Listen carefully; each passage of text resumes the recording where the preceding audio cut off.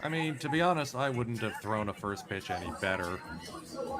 Hello, friends and neighbors. It's 1 in the morning here in Eastern Time. It's 11 p.m. in Mountain Time. It's 2 p.m. in Japan, which means it's time for a little bonus baseball action here on the Pacific League TV English YouTube channel.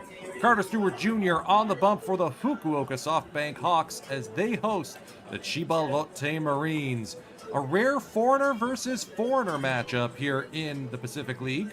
Although, to be fair, Carter Stewart Jr. isn't much of one in the grand scheme of things. He signed with the Hawks in 2019 straight out of college, and with a 2-year extension worth $5 million US per, covering this season and next. He's going to be wearing the double yellow stripes for quite a while.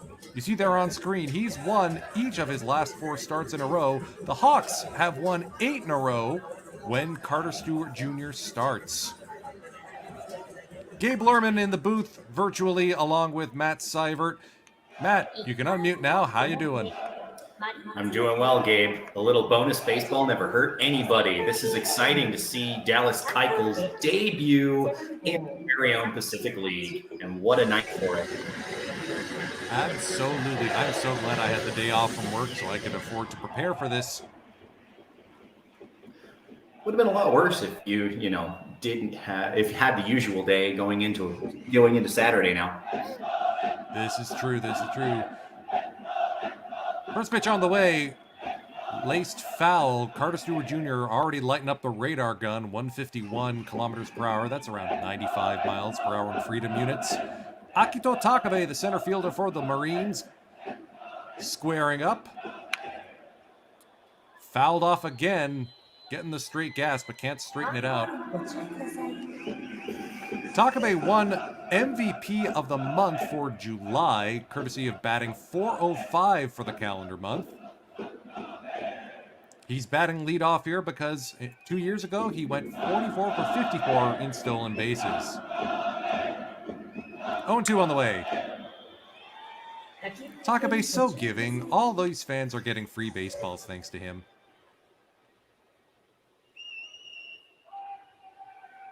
Have you ever caught a foul ball, Matt? I have a fun story about that when I went to a Rockies game. Skied into left. Imamiya is going to give way. Oh, calls off his left fielder. Makes the catch, 1 away. So a few years ago, my family got back together again on the occasion of my dad's passing. And we went to a game, and a left-handed batter fouled off a ball to the right side of the field. And we were right above the third base dugout. It literally hit off the ribbon above us and bounced back right into my brother's hands. Oh, that's a gift from the baseball gods. And because I was living in Japan at the time, he gave me the baseball, and everybody who was there for our family signed it. So it was a little memento, not in the usual way, but even more so. That was great. No kidding. Did you say Ogawa, the second baseman, stepping in, really choking up on the bat? 2-0 count. Stewart Jr. missing with the fastballs early. High fastball. Count is 3-0. Ogawa's got some speed, so if he gets aboard, he will be a problem for Stewart Jr. I won't claim to have paid attention to Carter Stewart before he was drafted, and obviously hearing that he was eschewing the typical development structure. But I believe the book on him has always been he throws really hard, which means that it comes without some control. That is indeed the knock, although this year, with a 1.94 ERA, he has turned it around in a big way. But Ogawa works his way aboard. That'll turn things over to the right fielder, Kyota Fujiwara. And Kiyomi Matic, a question in the chat. Isn't Carter like 2 or 3 years away from no longer being listed as a foreign player? Not quite. Keep in mind that a lot of his early career, he was on the minor league team. You need 9 years of top team service time to lose the foreign player tag, and only a handful of players have ever done that. Thinking Alex Ramirez might be one of them. Vladimir Ballantyne, Alfredo Definitely Despine. I love how in this display, they also have the RPM on his pitches, which is something that obviously spin rate is going such a big issue in MLB right now. Everybody's paying attention to it, and Stewart's certainly not lacking for it, to be sure. That is one of his calling cards. The big fastball not only can get up to 99 miles an hour, it also has a 2,700 ripples per minute spin rate. When you offset that with the breaking balls, sinker, splitter, curveball, he's checking in on Ogawa. He knows Ogawa's a base stealing threat here. Oh, Tuffy, of course. Koyomi Matic, thank you for bringing him up. Tuffy Rhodes, yeah. Tuffy Rhodes to the Hall of Fame. I will stake my career on this. No pitch clock, no pickoff limits. This is Pacific League baseball, after all. Fujiwara laces it foul right into the exciting seats. Oof. Goodness. I found a fun one in the chat here from Will Goins. Thanks for checking out the surprise stream. And it says, Keuchel is about to pitch a masterpiece. It remains to be seen, but I just love the portmanteau of Dallas Keuchel's name with a famous Renaissance artist. Isn't that his nickname? I think that is his typical nickname. Oh, it's news to me in any sense. 0-2 on the way to Fujiwara. Ball's dropped in on a breaking ball. Ogawa steals second base. Not even Takuya Kai, the famous Kai Cannon, could catch him. Well, especially when he didn't handle the ball. I mean, there was no prayer. That is the one knock against Takuya Kai, is that he's an excellent arm, not always the best receiver, and yeah, he just lost the handle on that one. There was even a stutter step there in Ogawa's run, which obviously we don't get to see until the replay.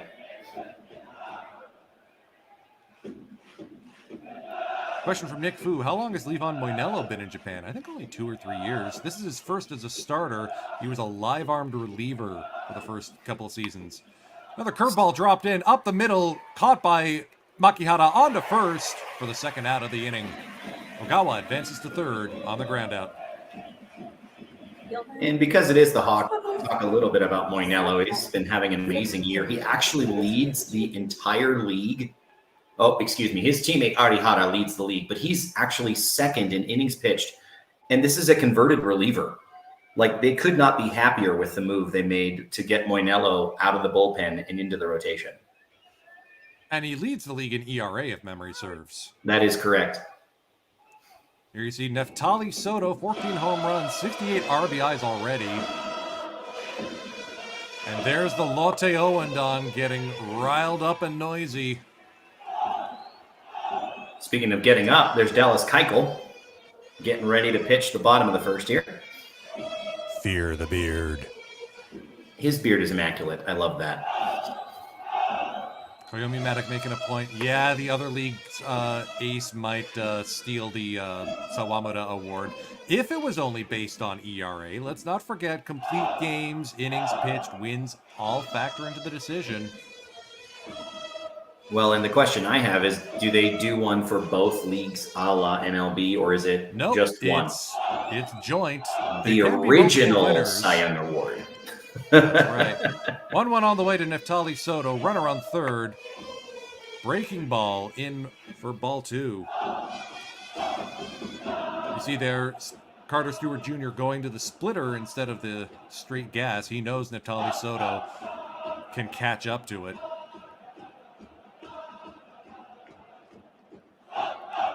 RBI rankings, you see Yamakawa at the top there. Soto, 63, second in the league. Check swing. Well, and if you want offense, look no further than these two teams. I mean, the top 4 of that list were all highlighted because they're all likely playing in this game. Although that is true. Most of those on the Hawks. We aren't seeing Kurihara start, so we'll wonder if he comes in as a pinch hitter later on in the contest. That's true. Kurihara's got the day off. A few other regulars. Toshiya Sato over on the Marines. That's into the expensive seats. Private boxes back there. Steady diet of breaking pitches, and then Stewart Jr. rears back for a little something extra. The thing about fastballs, it's really cool to watch. The man-to-man battle of the batter and the pitcher. If you're throwing a fastball and you do your best and the hitter can't catch up, pitcher wins. If the hitter can catch up, yeah, you figure out who wins that one. Into center field. Sato settles under it. We're through the first here at Pepe Dome. Just the one walk, a blemish for Carter Stewart Jr. Dallas Keuchel, the former Cy Young Award winner, takes the mound for the Chiba Lotte Marines here in the bottom of the first. Get settled in, folks. We're here for a short time and a good time.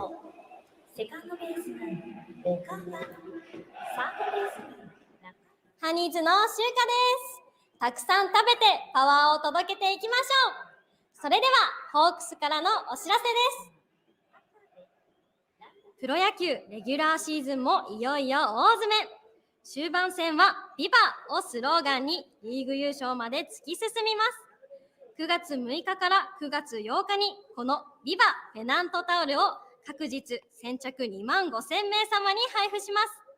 このタオルを掲げ、イエローを身につけて応援をお願いします。ドームをイエローに染めて戦おう。球場でお待ちしています。行こう全員で、いざビバ! I believe that means that fans who attend a game in September will get a free pennant, or at least the first 25,000 fans will. Defensive alignment for the Marines. In the outfield, Katsuya Kakunaka, Akiko Takabe, and Kyota Fujiwara going left to right. On the infield, left to right, Shogo Nakamura, Atsuki Tomosugi, Ryusei Ogawa, and Neftali Soto.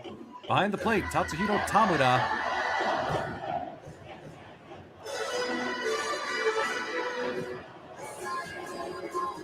And there he is, Dallas Keuchel, the 2015 Cy Young Award winner, had a 7-year run with the Houston Astros.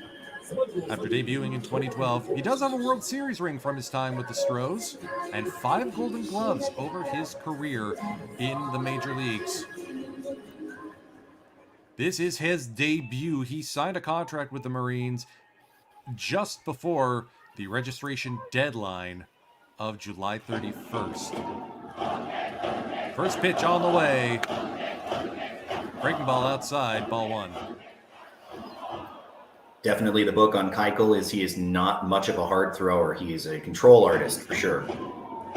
Very much in the Takayuki Kato genre.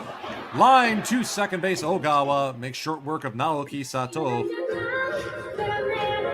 Run away here for the Hawks. Just off the end of the bat.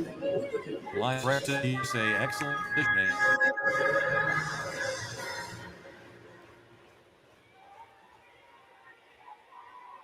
Dallas Keuchel uses his off-speed pitches to induce a lot of ground balls, so Ogawa and Kamosugi are going to be busy tonight. Two-seamer dropped in for strike 1 against Kenta Imamiya, the man, the myth, the legend, Jimbo Bernicki's favorite player on this team, perhaps.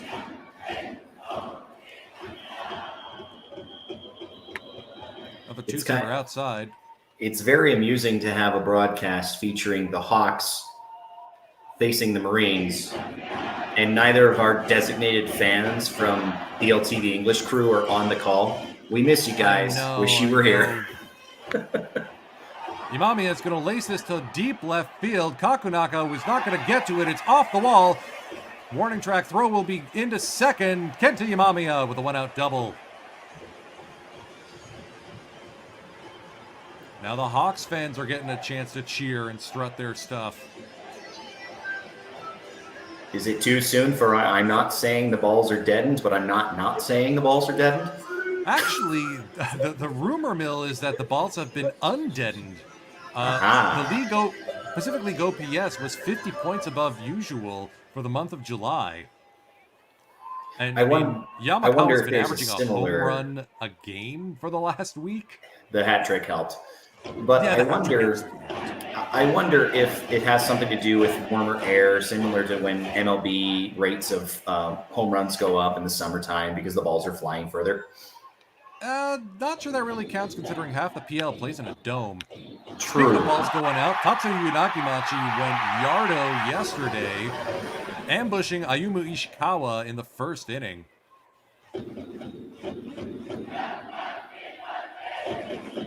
Tatsuru Yanagimachi, the right fielder, filling in for Yuki Yanagita. Laces this into center field. That's not going to be caught by Takabe. Throw is in the home plate, but caught up the line by Tamura. Hawks lead 1-0. RBI single for Tatsuru Yanagimachi. He continues to burn the Marines in the first inning. Maybe he took second on the throw. Looks like he's standing in the middle more than at first base, but I'm not sure about that. We will have to see. There's manager Masato Yoshii, former Mets pitcher, watching on. That was just a good job of squaring up the ball. Yep, Takabe right where they are. Imamiya is still pretty fast, though. Welcome to Japan, Dallas. Dallas, we have a problem. Oh, wait, that's a different Texas city. Yeah, not quite. So we did get to second somehow. Yanagimachi did advance to second on the throw. This is what I get for not having a score sheet with him. Well, and the other thing to remember, too, viewers, is that we only get the one camera that's being chosen for the broadcast. If we were on the field or in the press box at the field, it'd be a whole lot easier to see these things. We're not complaining about what we get. This is fascinating to be able to commentate a baseball game in Japan from America or Canada, respectively. Here's yesterday's game. Hotaka Yamakawa going back-to-back, giving a big doskoi to the fans. 27 home runs to lead the Pacific League. His 80 RBIs also do that. And all of NPB as well. The other league closest is 21 by a certain slugger who won an MVP. Is his initial? Do his initials start with MM? Well, both of his initials are MM. I wonder if he likes M&Ms. We'll have to ask the broadcasters for the other league. Oh wait, there aren't any. Yamakawa is going to lace this one into the right center gap. Takabe's not going to be able to get to this. Yanagimachi will score standing. Hotaka Yamakawa picks up another extra base hit. It's 2-0 Hawks over Marines. And we'll wonder how long the leash is for Dallas Keuchel. I mean, this league is a problem for him. Consider that people are really good at contactability in Japan. He's not a hard tosser. These hitters have amazing combat to ball skills. And if they're hitting him where the fielders can't be, then there's going to be a lot of rounding the bases. That's true. I mean, I mentioned Takayuki Kato as an example of a pitcher who does do well in Japan with a very similar profile, but Kato also has the Triple M outfield of Mizutani, Matsumoto, and Manami behind him.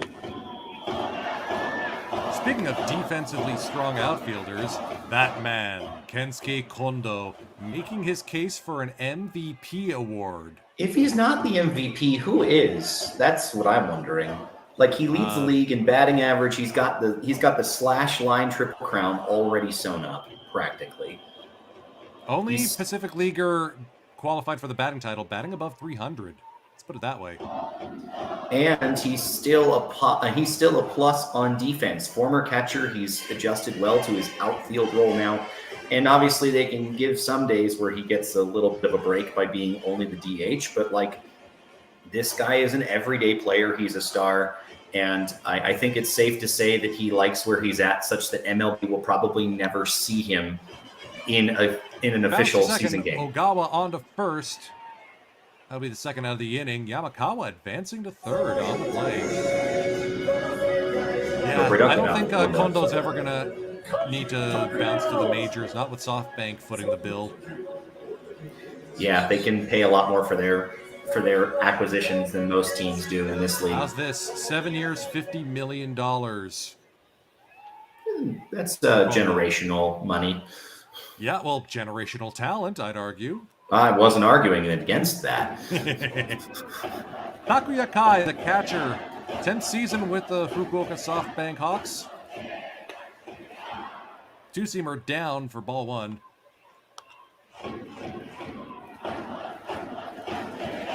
Oh, someone pointing out, Philip, it's the black and white unis. You can't pitch in that color scheme. I mean, that's true. He did wear them as a member of the Chicago Pale Hose from 2020 to 2022.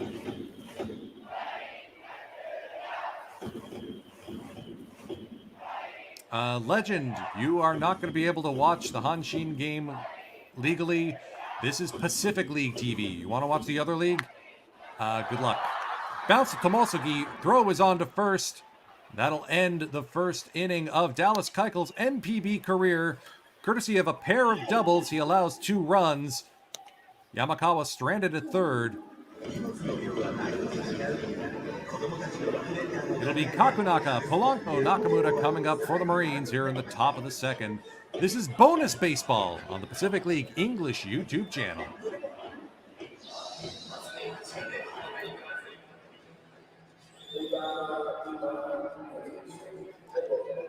You saw the advert in between innings last time about the giveaway for the pennant.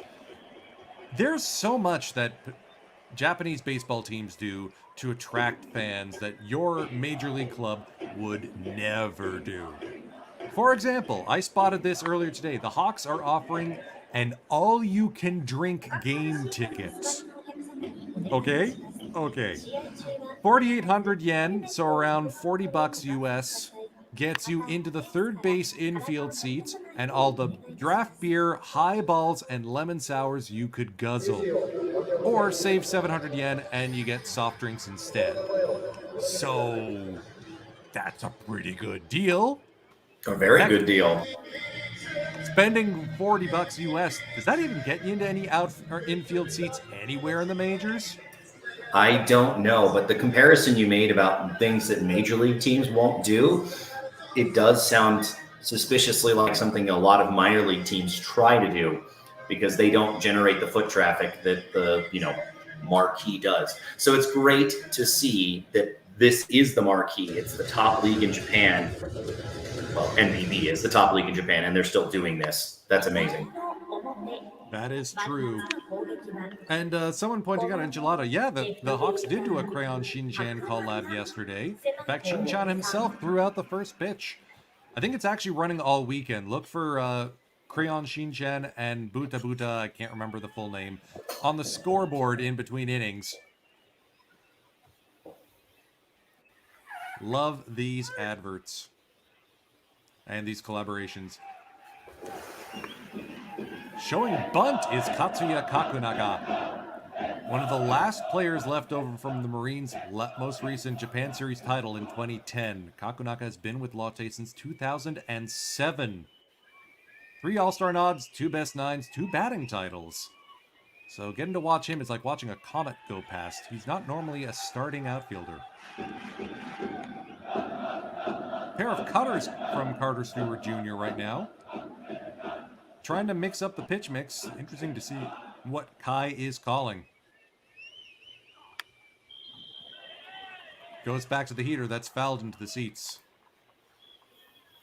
Yeah, that's right, Rickety Cricket. Almost 20 years in NPB. There's a few long-in-the-tooth players still in the Pacific League. You look at Seibu with Takumi Kuriyama and Takeya Nakamura. You look at these same Hawks with Tsuyoshi Wada. Yeah, he's still playing. Great play by Hikaru Kawase to gun down Katsuya Kakunaka. I mean, given the degree of difficulty. 0 on the back. Also, the number of hits allowed on that play. Chop in front of home plate. Just a little Baltimore chopper there. Nice stretch by Ishizuka on the receiving end.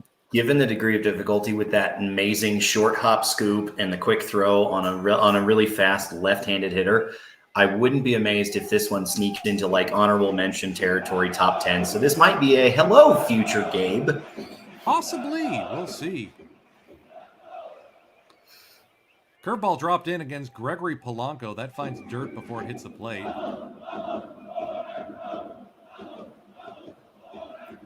For those of you wondering if they ever faced off in MLB, well, the fact that Carter Stewart Jr. hasn't played in MLB yet should answer that question. Polanco's only been in Japan for the last, I believe it's 2 years. That's right. He joined with the Giants in the other league in 2022, but he's really found his groove since coming to Chiba. 26 home runs to lead the Pacific League last season. He's already got 18 on the year so far. Fastball low. Carter Stewart Jr. starting to light up the radar gun. 157. 2,600 RPMs. Wow. Kind of like 98, 97 in freedom units. 3-0 count. That's a get me over fastball. Thanks for the comparison. I appreciate you remembering that I don't read in kilometers. It's funny. Most Canadians don't either. 3-1 on the way. That'll be fouled out of play. Good battling back here by Stewart. Polanco, of course, spent almost a full decade with the Pirates. I was actually checking this up. With all the WBC appearances on the Hawks lineup, Polanco's actually played in the WBC as well. That's spiked in the dirt, narrowly missing Polanco, and he'll take his base. Polanco played for the Dominican Republic in 2017's World Baseball Classic and even got nominated to the All-WBC team for his efforts. While we have a quick second here, I want to make an acknowledgement of somebody in the chat. Jake OB, sorry if I said that incorrectly. It's very unusual watching an NPB game with English commentary. Well, perhaps it is unusual, but if you stay tuned to Pacific League TV English, we have another game coming up next Sunday, our midnight matinee, our final midnight matinee of the season. And next year as well, we're looking to do... Shogo Nakamura flips the bat. This one is high and deep and gone to the Owendon. Yeah, he got all of that one. Gadzooks. That was cannon fire. I barely had time to ramp up my home run call on that one. Shogo Nakamura, the former captain of the Marines, ties this up at 2s. I'm just sad that I didn't get a chance to finish my cheap plug for our midnight matinee next Sunday. Check it out. Midnight Eastern time on the 25th of August. We'll see these same Hawks. I believe they're hosting the fight. No, they are on the road at Esconfield, Hokkaido against the Hokkaido Nippon Ham Fighters. First pitch attacks the fastball right into the black mass in left field. Remember what I was saying about the whole if your hitter catches up to your best fastball, and there we go. And that was an all-star bat flip, too. That was a great bat flip. I'm lucky enough that I got to see that. Tamada's going to give this one a lift. That's going to chase Sato back, but he'll make the second out of the inning. There's our production crew dropping the link. The live stream link is already set up, so you can go get yourself a reminder. 9 p.m. Saturday Pacific time, midnight Sunday Eastern time.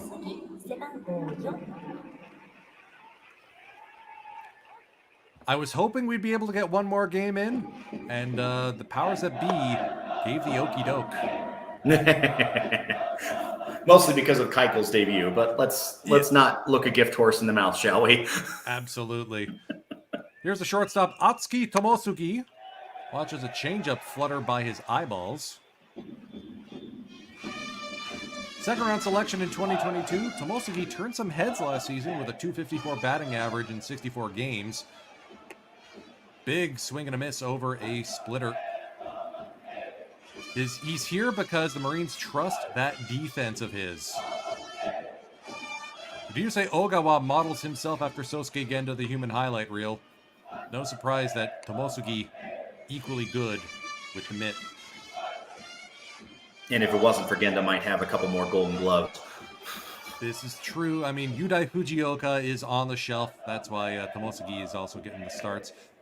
Chop foul, just got a piece of that breaker.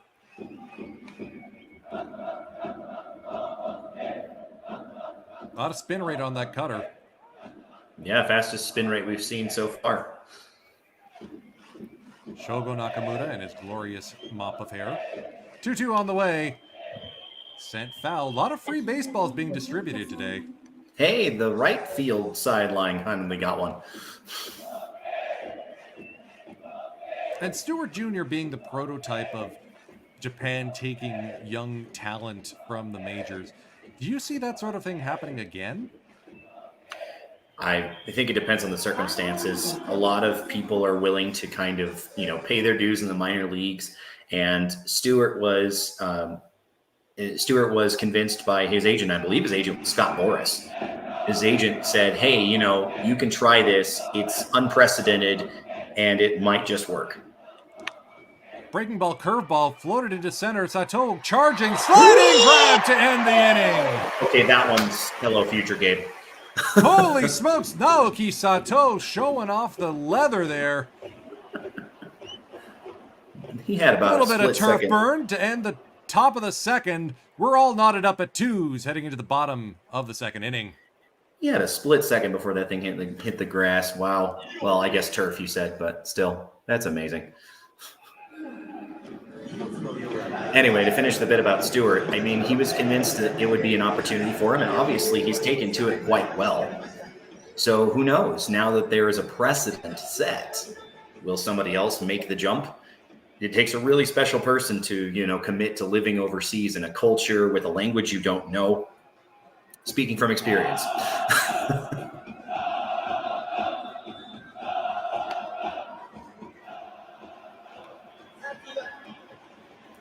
That's true. Brickety Cricket points out this is actually kind of a postseason preview. Ditto for this and next week. One of these two teams, the Marines or the Fighters, will be taking on the Fukuoka SoftBank Hawks in the Pacific League Championship Series. Sorry, the Climax Series final stage, the appropriate name for it. So stay tuned. More Pacific League baseball next weekend.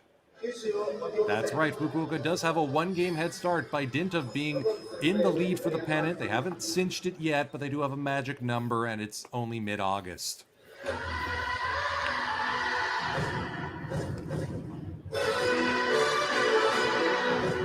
I'm guessing this is... Soichiro Ishizuka and Hikaru Kawase coming up for the Hawks in their home half of the second.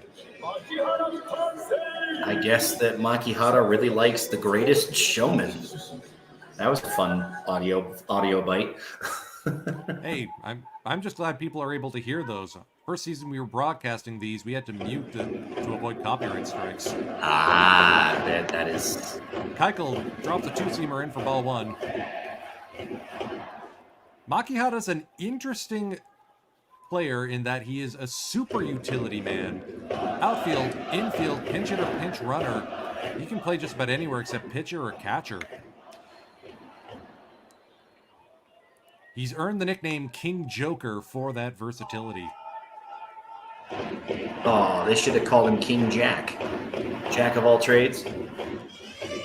Well, Joker all suits, you know. Fair enough. It fits any particular spot in the deck. A Jack would not do that.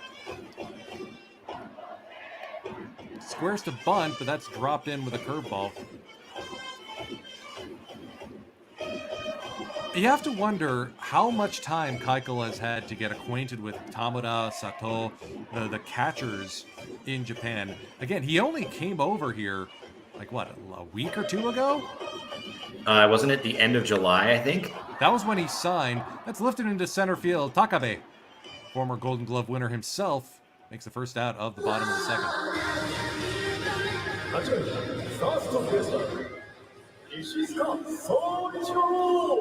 So with Yamakawa DHing today, instead of his usual spot, we get to see a new face on these Hawks. Koichiro Ishizuka, drafted in 2019 in the first round. The 23-year-old is appearing in his fourth game this season. Still looking for his first NPB hit. And hit square on the ground to Tomosugi. Throw is on to first. Won't be that time. Good contact, but if you get right in the fielder, you should expect it to be gobbled up. I've heard about the legendary drills, the fielding drills that Japanese infielders do. If they miss ground balls, it feels awful. Yeah, the 1,000 fungo drill. It's not fun. Their spring training basically starts in the middle of winter. Is this a trainer coming out to check? Oh, never mind. They're a translator, keep in mind. That could be. Curtis Stewart Jr. has been in Japan for a while, and he does speak the language good. If it's coaching advice, might be best to get a translator on hand. Here's a fun personal story from my time living there. Is I was working in an office where I was hired directly by a town to work there. And so, you know, they made sure that I was understanding everything that was going on. And the first couple of years, my supervisor was one of the better English speakers at the town office. He's thrown out going to first. Completes the strikeout. First NPB strikeout by Dallas Keuchel. Tamura to Soto. Through two, tied at twos. Carter Stewart Jr. getting back on the bump. He'll face the top of the Marines lineup here in Bonus Baseball on the Pacific League English YouTube channel. So to finish the story, it was amusing at one point that my understanding of Japanese got good enough that I was listening to my supervisor speak in Japanese so that he wouldn't be misunderstood. And I was responding in English so I wouldn't be misunderstood. But we still managed to understand each other and have a complete conversation that way. It was hysterical.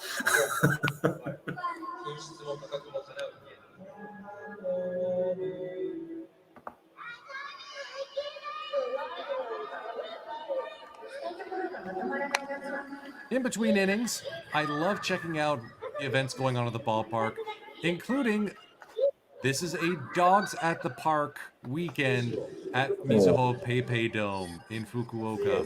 Look at the punums. A special section in up the third base line is dedicated to canine companions, and they have been advised to leave the ballpark before the fireworks at the end of the game go off.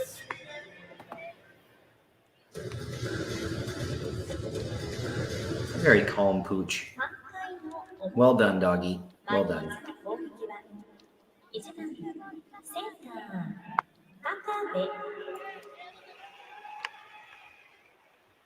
Wow, such baseball. Much batting. Wow. Oh, look. Oh, okay. We're just getting all the punums now. I'm I guessing that love how one's that named one Hunter. bulldog is just looking up at its owner like, I have just met you and I love you.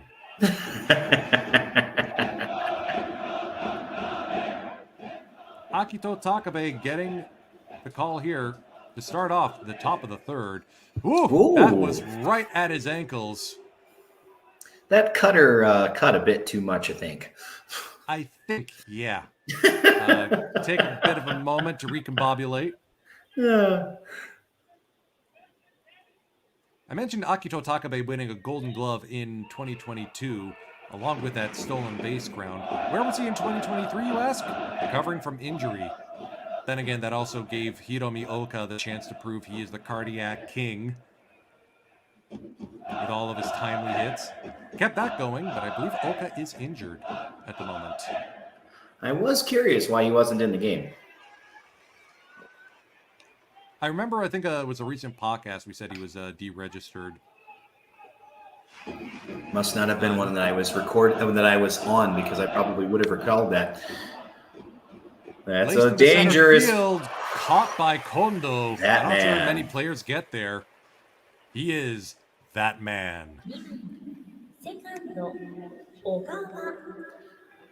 But yeah, for those of you who are checking out the broadcasts, please note that we have a regular released podcast as well, and I've contributed in place of our dear friend Jimbo a couple of times on there. So go ahead and check it out. All of those are uploaded and available. We typically release every week. We do record just about every week.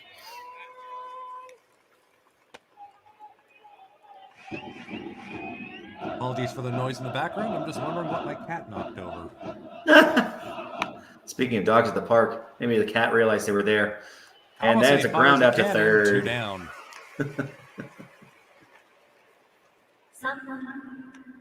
The fact that Ryoya Kurihara is just getting a maintenance day and can still come off the bench if need be makes this Hawks lineup a little bit more dangerous. So if Ishizuka needs to exit the game, I figure Kurihara moves into third or takes over at first. Kawase stays put. There are a couple ways Danny to do Riz, it. yeah, Toshiya Sato among the regulars getting the day off today. I think there was like a string of games. I don't think they had the Monday as a day off. Right, they didn't have the off day this last week. So regulars need to be getting their rest. Goodness gracious, did you see that RPM? I don't know if it was an error in registry or not, but it looked like it was over 3,000 for half a second there. What? 3,000? That Called was strike 2 on a breaking beautiful. ball. Oh, that was gorgeous. That's the kind of splitter you expect to see. Dropping the Vulcan hammer. grip right there. I suppose a 0-2 on the Vulcan way. grip would be 2 fingers on either side, right? Live long and prosper. Right. I watched enough Star Trek. I should know this. But yeah, no, the splitter, he has a very, very good grip on it. I mean, you have to have amazing hand size and strength to be able to hold the baseball with literally basically the sum of the baseball between your index and your middle finger. You got a glimpse of the pitch count there for Carter Stewart Jr. No strikeouts, 2 walks, 2 earned runs, 50 pitches now through 2 2/3 innings. Fastball high for ball 2. Recently, it looks like some of his highest pitch counts have been 110, 115. So we'll see how many innings he gets if he can't start being a bit more efficient. I think the thing is, he's fully stretched out. Swing and a miss, strike 3. Drops a hammer with a curveball. What was that you were saying about no strikeouts? Did you just jinx that? Ah, no, it's just like last month. 2 through 2.5. Dallas Keuchel coming up to the bump. Pacific League, yada yada.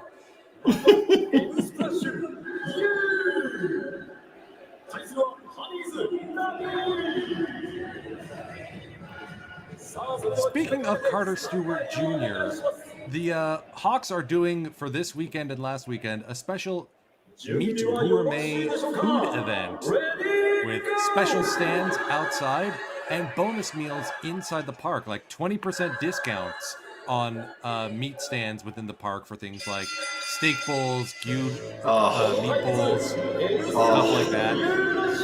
And Carter Stewart Jr. has his own custom food option, a spicy guacamole burger with fries. Only 1,300 yen. It sounds very American. Burger and fries. Levon Moinello is the other option, a Mexican pork stew. Levon's Cuban. I was about to say, that doesn't... Let's check the culture on that one. Yeah, Philip, last month, Matt Hex the no-hitter. So desu ne. We both had one in that game, though. Yep, we did. Carter Stewart Jr. enjoying some very cold water. I mean, summer in Japan is stinking humid regardless. It looks like Pepe Dome's air conditioning is grappling a little bit with the heat.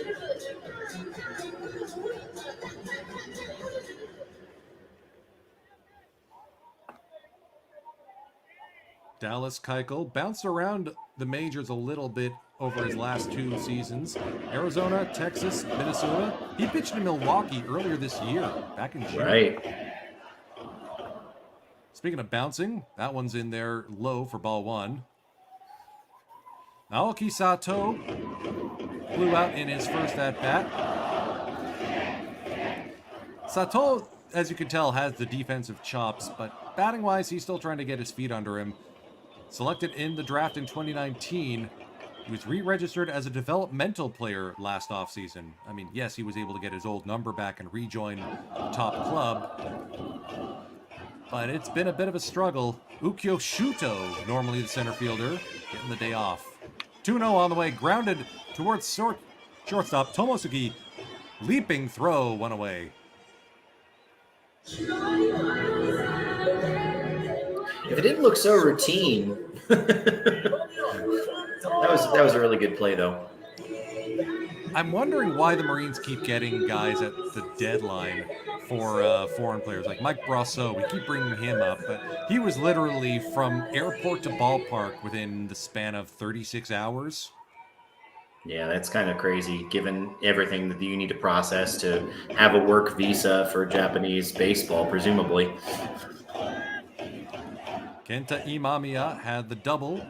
First hit off Dallas Keuchel in this game. 335 on base percentage. Holds the Pacific League record for most games played at shortstop. Taking over from the legendary Saitama Seibu Lion and Tohoku Rakuten Golden Eagle, Kazuo Matsui. Hey, I recognize that name. Yeah, wasn't he coaching Seibu earlier this season? Oh, he was coaching Seibu earlier this season, but I remember him because he actually had a spell on the Rockies when I was, still playing baseball. At one point, 5 of the 6 coaches in the Pacific League were former Mets. It's worth pointing out. Matsui among them. Something about the Metropolitans, man. This is fouled off to the right side by Imamiya. 3-time Best 9 award winner, 5-time Golden Glove winner, all in a row.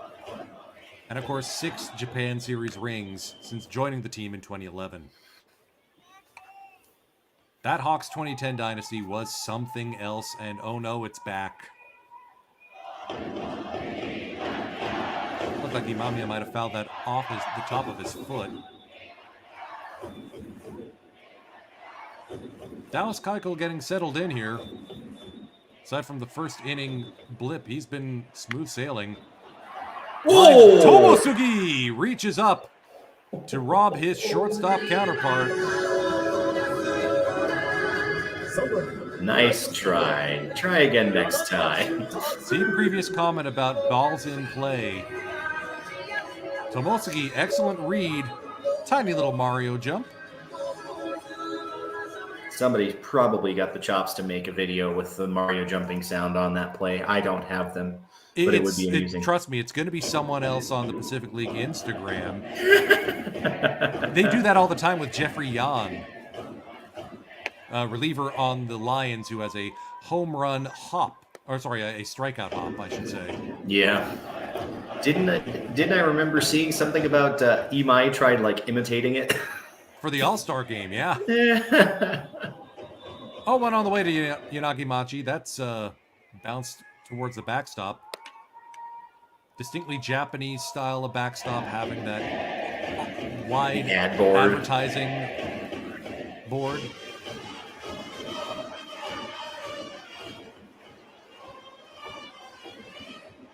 One the count. Dallas Keuchel going through the signs. Bounced again. Looks like the slider's missing a little low. Might be a release point issue. Well, and we were talking about, how Carter Stewart Jr.'s pitch count is pretty high. I mean, Keuchel's only at 37 pitches. He's already through 2 2/3. Yeah, he's being a little more conservative. Chopped foul. Stewart himself will take that one out of play.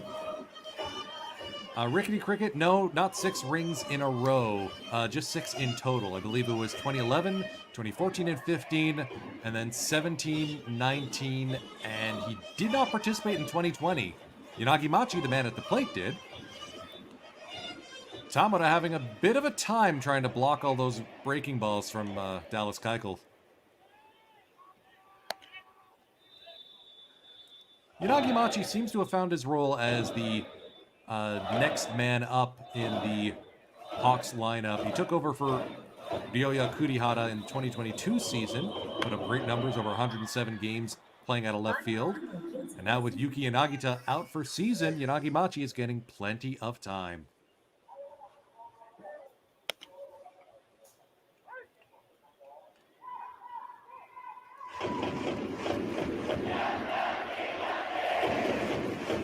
Full count on the way. And there's the walk. Missed inside. Issues the walk.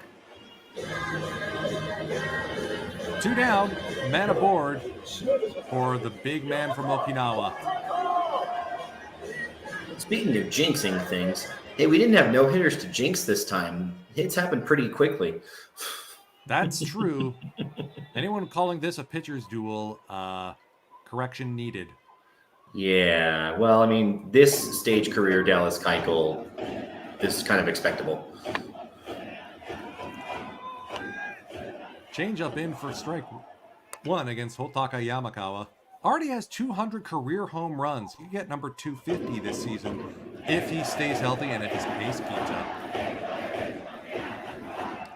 I think part of the reason he's having such success is that they can't walk him to deal with Kensuke Kondo. Right, you can't pitch around him. Too many good batters around him. Also, commenting on Tamura's block there, that was really, really good. He leaped out from behind the plate, managed to keep the runner at first base. Yamakawa already has an MVP. Won it in 2018 with the Lions, where he started his career. So, to answer your question, Matt, I think Yamakawa might have an outside MVP case. Yeah, he definitely has the home run and RBI lead. He's got the most total bases in the Pacific League. But not going to catch Kondo for the batting title, so the Triple Crown is safe. Yeah, the Triple Crown isn't happening. Called strike 3 to end the inning. Dallas Keuchel wriggles his way out of this one. And aside from that blip, he's settled in pretty well, it looks like. Calibrated, yep, we're good. Through 3, we're tied at 2 here in Bonus Baseball on the Pacific League English YouTube channel.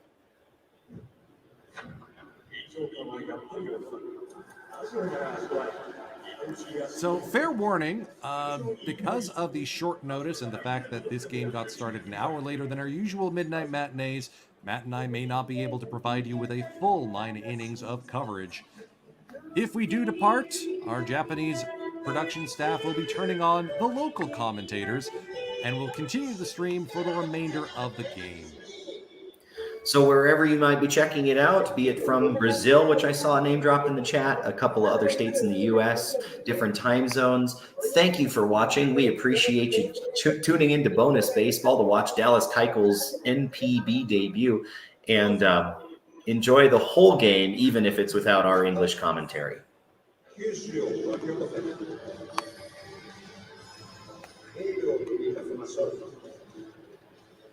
So I got an aesthetics question for you, Matt. Sure. Pitchers wearing single digits. What's your thoughts? I think it's pretty rare, but I don't necessarily have a problem with it, you know? Like, obviously, a little bit, you know? Well, obviously, the pitcher's position number is 1. So, like, that one kind of makes sense, except, you know, the original adoption of numbers on the back of a jersey was for lineup positions, regardless of fielding positions. So, you know, I think the pitchers are able to pick whatever number they want. And I think that's nice. It doesn't bother me too much to see a single digit on a pitcher. It's kind of like, to give a comparison, NFL has some pretty strict rules on your position group having a certain number on the jersey. I don't know if pitchers need that. Oh, goodness. Vitaly Soto just got beamed. Well, that was probably one of the softest pitches that Stewart's thrown all game. So it's not like he was purposely headhunting. Yeah, that was a clear miss, but still, let's give the man a concussion check.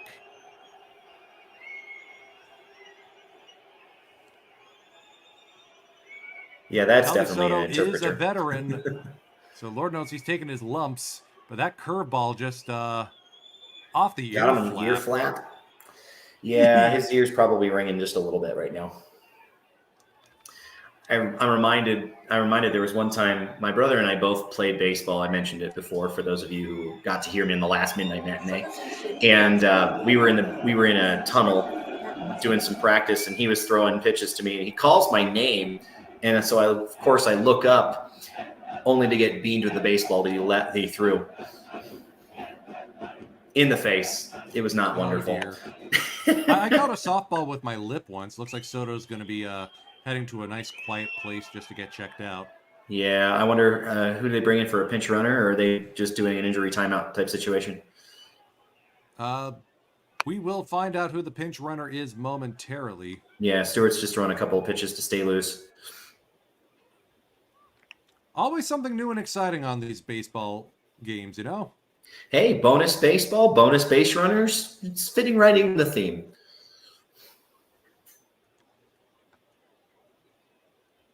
At least we can give an out-of-town scoreboard update. Yeah. Over at Keuchel Dome in Osaka, Hiroya Miyagi and Drew Verhagen are locked in a scoreless battle. That's in the top of the 4th between the Fighters and the Buffaloes. At Vantalen Dome, Nagoya, the Dragons are leading the Tigers 2-1 with runners at first and second. I had a friend of mine visiting Japan, and I bought her tickets to a game in Nagoya. She had an absolute blast. We have another Japanese baseball convert. There you go. I just recently visited Japan last year, and that was where I saw my first live NPB game, and it wasn't actually at any of the NPB stadiums because it was a true road game. But I visited Nagoya during that trip, mostly because I have a little piggy bank in the shape of Nagoya Castle, and so I desperately wanted to see Nagoya Castle. And so I made that journey. I now wish that I had timed it better to see a Dragons game at Vantalen Dome. But oh well. That's other league anyway. You're right. You're right. If you do want to catch a game here at Mizuho Pepe Dome, and you don't want to speak a lick of Japanese, you are in luck.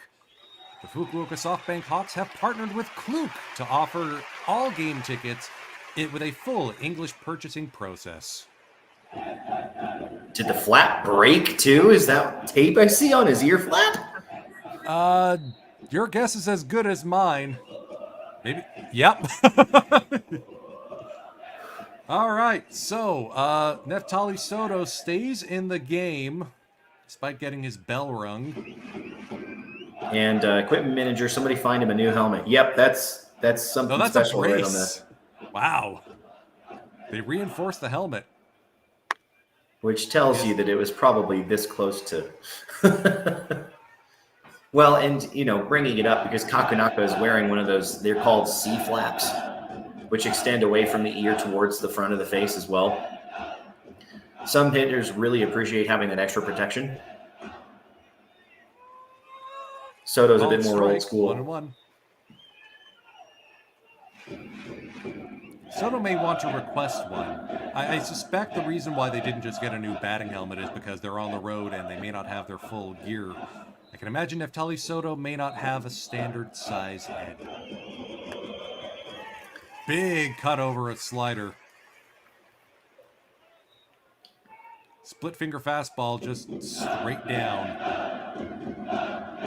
You mentioned, Matt, he's definitely got command of that breaking pitch more than his others. We haven't seen the curveball as much.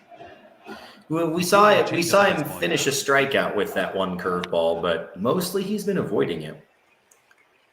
And something worth reminding viewers that might not have been a pitcher before is that some days you just don't have the feel for a certain pitch. It's not worth throwing it to have bad results when you just don't have it. So there could be something of that going on. Of course, that's just speculation on my part. Well, you played the game. The closest I've come is softball, and we pitch to ourselves in that one. There's a comedian once said, there's not much more humbling in life than striking out in slow pitch. Ooh. Close play. Looks like the runner Soto had to hold up to avoid getting. He actually jumped over the ball. Screened Makihara a little bit, but he's still able to make the play. 4-6, the fielder's choice. Yeah, Kakunaka has that. A lot of jumps so far today. Well, this was the country that graced the world with Super Mario Brothers. So time to rescue the princess. そうですね. Neftali Soto, of course, we mentioned before his storied career, a couple of 40 home run seasons in Yokohama the first time he came to Japan. The Marines saw the talent, and he's definitely delivered out of first base. If our dear I still friend, miss Brandon Laird, though.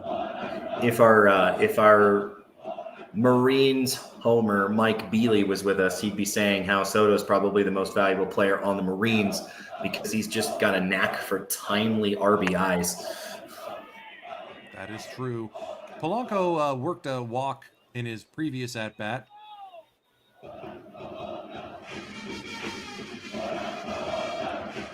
I saw a couple comments wishing that we could let the Lotte Owendon speak for itself, so I am going to try and make sure that we give the songs a little bit more room to breathe. I like how the umpire had to think about calling that splitter a strike.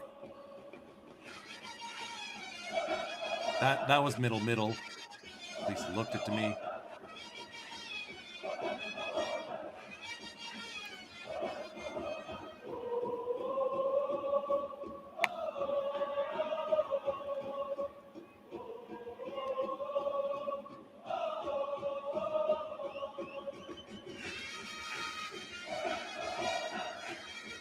That is a good Owendon, or Owenka. I love it.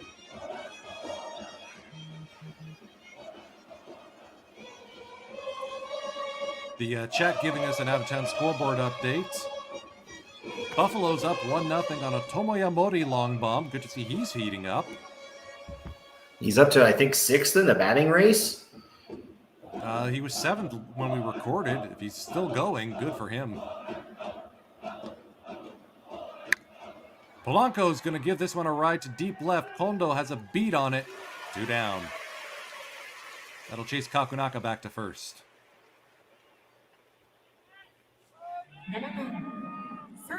Now the question is, are we going to see Shogo Nakamura ambush another first pitch fastball? This was last at bat. Wee! Watch it fly! With the epic bat flip to accompany. Goodness.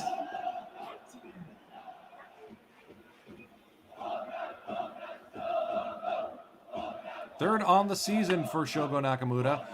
Carter Stewart Jr. starts him off with a breaking ball. Probably a wise move. Got to give him a different look. I mean, anytime you get multiple times through the order.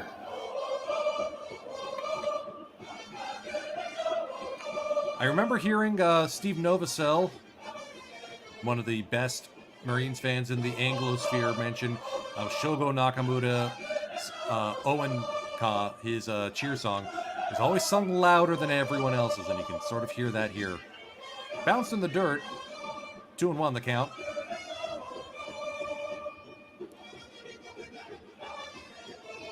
And it's interesting to see how he's handled the conversion to third base. Oh yeah, if you're in the cheer section for Lotte, expect a cardio workout. And yes, they have traveled most of the length of the main island of Japan. 5 hours by bullet train, 2 hours by plane to show up here in Fukuoka on the island of Kyushu. Well, the whole length of the island. I mean, they're on the eastern edge of Honshu, but there's obviously quite a bit more north of that as well. As I recall correctly, one of the airports labeled Tokyo is actually based in Chiba Prefecture. That is correct, Narita. Ah, yes, the warning whistle. A bunch of international flights will fly into or out of. So if you are leaving or arriving, why not stop in at Zozo Marine Stadium and take in a Marines game? I remember somebody asked if I'd been to Tokyo, and I answered, "Do the airports count?" Which at the time was all of Tokyo that I had experienced. Ooh, we got a question from Cool Jammer. Going to Japan in mid-October. Only shot at an NPB game would be a playoff game. And good luck trying to get tickets for those. Yeah, that's going to be tough. Yeah, the Nippon series starts October 26th, so you're looking at a climax series game. So Fukuoka, most likely. And who knows where the other league is going to be hosting. Well, the climax series is between 2 and 3. Isn't that hosted by the second seed? It is the first stage. Oh, we the don't first know who stage. the second seed is going to be. It could be Chiba. That's true. Could be the Fighters. That's true. We have a couple options. I mean, maybe even Tohoku sneaks in there, although I'm increasingly doubting it. Probably the biggest threat for the Marines all day against Carter Stewart Jr. Tatsuhiro Tamada. After winning an All-Star and a Best Nine award in 2016, Tamada's fallen into a backup role behind Toshiya Sato. He hasn't even had He's 100. also caught some flack for his play behind the plate. You saw how much he struggled with some of those Dallas Keuchel breaking balls. He hasn't even had 100 at-bats this season, so we should give him a little bit of slack. But hopefully he's up to the moment because this is a huge spot for Chiba. 2 on, 2 out. 2's across the scoreboard. Speaking of which, we have more viewers than Tamada has at bats. Thank you all so much for tuning in very late on a Friday night. Wherever you're tuning in. But hey, you know what? You got the whole weekend ahead of you. Well, and we do have a lot of people who are watching from other countries, which is so cool. Thanks for tuning in. Some people in the Eastern time zone, a lot of people that are further west of that, so it's not quite as egregiously late. Some people, it's like morning, so welcome, whatever time of day it is where you are, for checking out this broadcast. Kudos to the guy tuning in from Australia. I mean, y'all have your own domestic baseball league, but they're in their off-season right now because, you know, it's winter down there. Well, and also, you know, a lot of NPB players recently have gone down to the ABL during their off-season to get some extra work in. Takahisa Hayakawa, most notably and recently of those. In fact, Perth Heat have now started to send players to the Eagles farm team because of the friendship the two clubs have struck up. It's great to see those relationships expanding. Obviously, Samurai Japan, after the WBC, has made some fantastic inroads on a relationship with the Czech Republic team. Yes. I think actually the Czech Republic team and the Marines wound up becoming buddies. Martin Mujik, I think, was in town. All right, we got some folks checking in from Abu Dhabi, Florence, Italy. Basically, the only country you're not going to see in the live chat is Japan, because we are geo-blocked to not be available in Japan. For that, you have to subscribe to Pacific League TV. I mean, y'all can do the same too. Every Pacific League game, a decade's worth of backup highlights. Ooh, he Farm just lost team games Tamura. as well. Base is loaded. Base is Ooh. loaded, 2 down for Atsuki Tomosugi. Whoa, are you Have a getting the bit of a pitching confab change? on the mound. Or just a confab? Okay.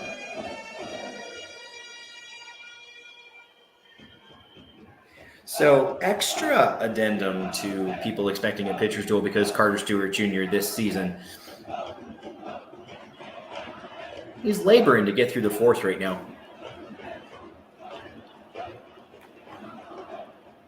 Yeah, I mean, the walks have been a hallmark of Carter Stewart Jr.'s career. This season has not been as bad. There's been a few games where he's gotten up to 4 walks, but over his four most recent starts, single digits, 1 or 2. I should say small digits, 1 or 2. Yeah, fair enough.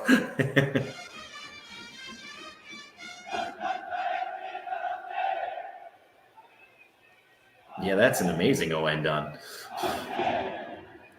Atsuki Tomosugi at the plate now. Flew out to center last time up.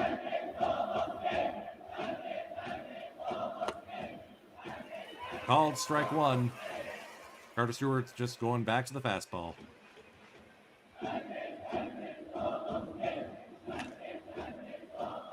Tomosugi's got an interesting ear flap that I'm not, too familiar with the shape of. Wonder if it has a different name than the C flap that I was mentioning earlier. I'll call it the J flap for now. Okay. Tomosugi flares this into right. That will find seats, though.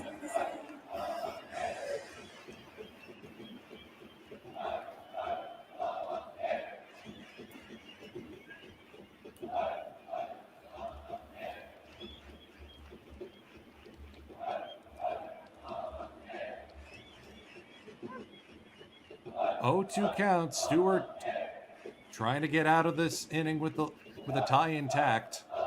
Atsuki Tomosugi. That's bounced in the dirt.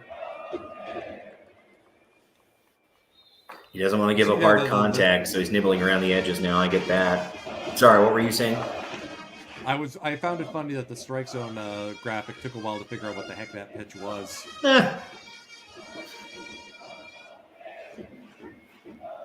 Understandably, our colleague Japanese commentary booth is commenting on the fact that Carter's needing a ton of pitches to get through this particular inning. Tomosugi's going to flare this. That's going to be trouble. Caught by Ishizuka. Carter Stewart Jr. owes that man a drink.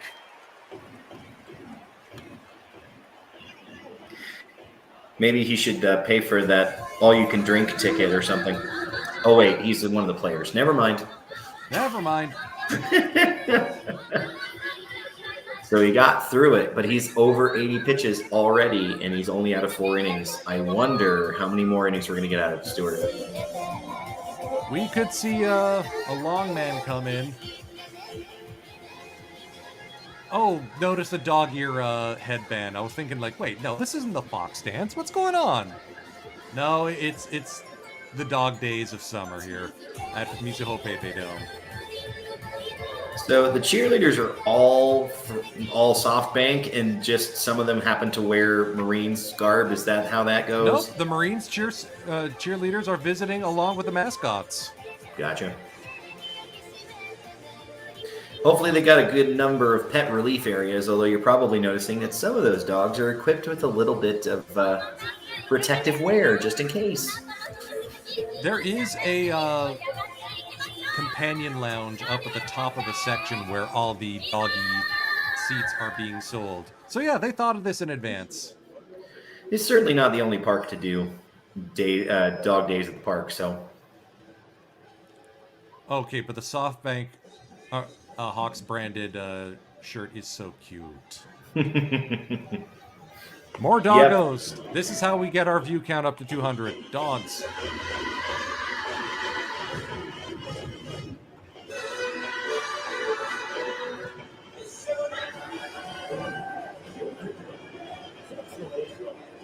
So I've mentioned the number of players on the Hawks who have a WBC championship.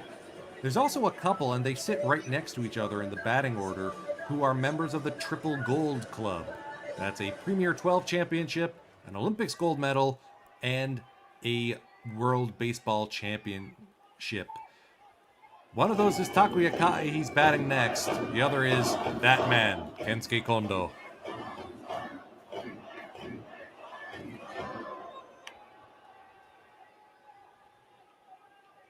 Led the Pacific League in home runs and RBI last season, and won a Golden Glove to boot.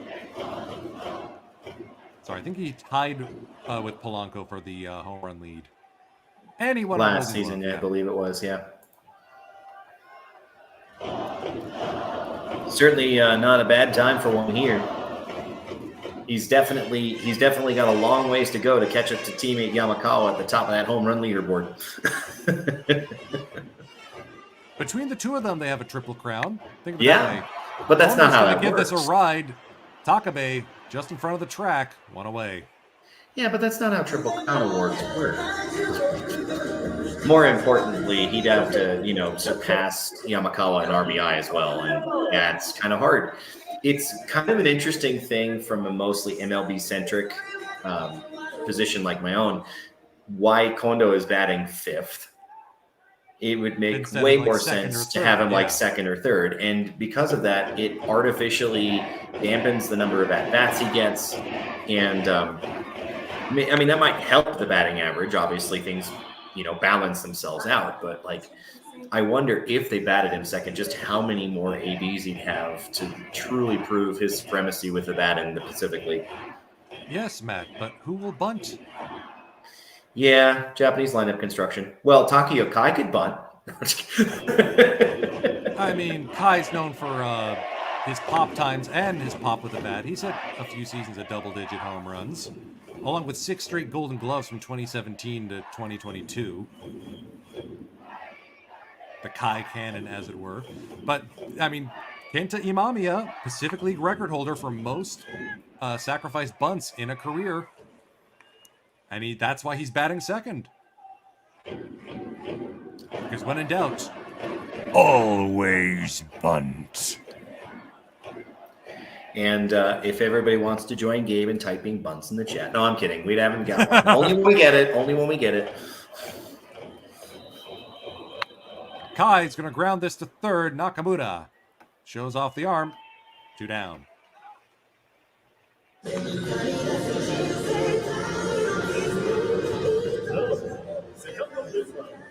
Danny Reyes asks the question in the chat. Have a question. When does Yanagita come back? He is out for the season with an injury. We're hoping he is coming back in 2025 to resume awesomeness. Taisei Makihara, 325 on base, 297 batting average. Grounded out in his first at-bat.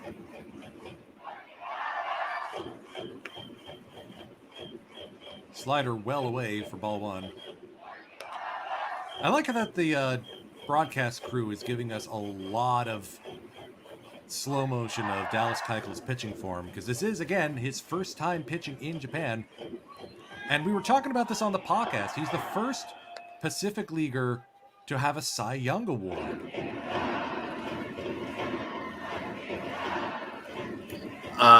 That's right. I guess Masahiro Tanaka didn't ever win one, did he?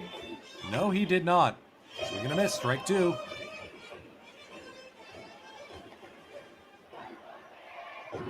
There are only 2 other Cy Young Award winners who have played in Japan. Trevor Bauer, of course, won it in 2020 and pitched for the Bay Stars last season. In fact, if you go take a look on this channel, you'll be able to catch the baseball for breakfast of Bauer and the Bay Stars taking on Shunpei Yamashita and the Oryx Buffaloes. Jimbo Bernicki and Mike Bealey on the call for that one. And the other Cy Young Award winner didn't even pitch in Japan. Don Newcomb played with the Dragons. Called strike 3. Notice he didn't even pitch in Japan. But yes, he won a Cy Young Award. He won it with the Dodgers in Brooklyn. Right. Back when it was only one award. When he came over in the 60s. The Sawamura is still the same way.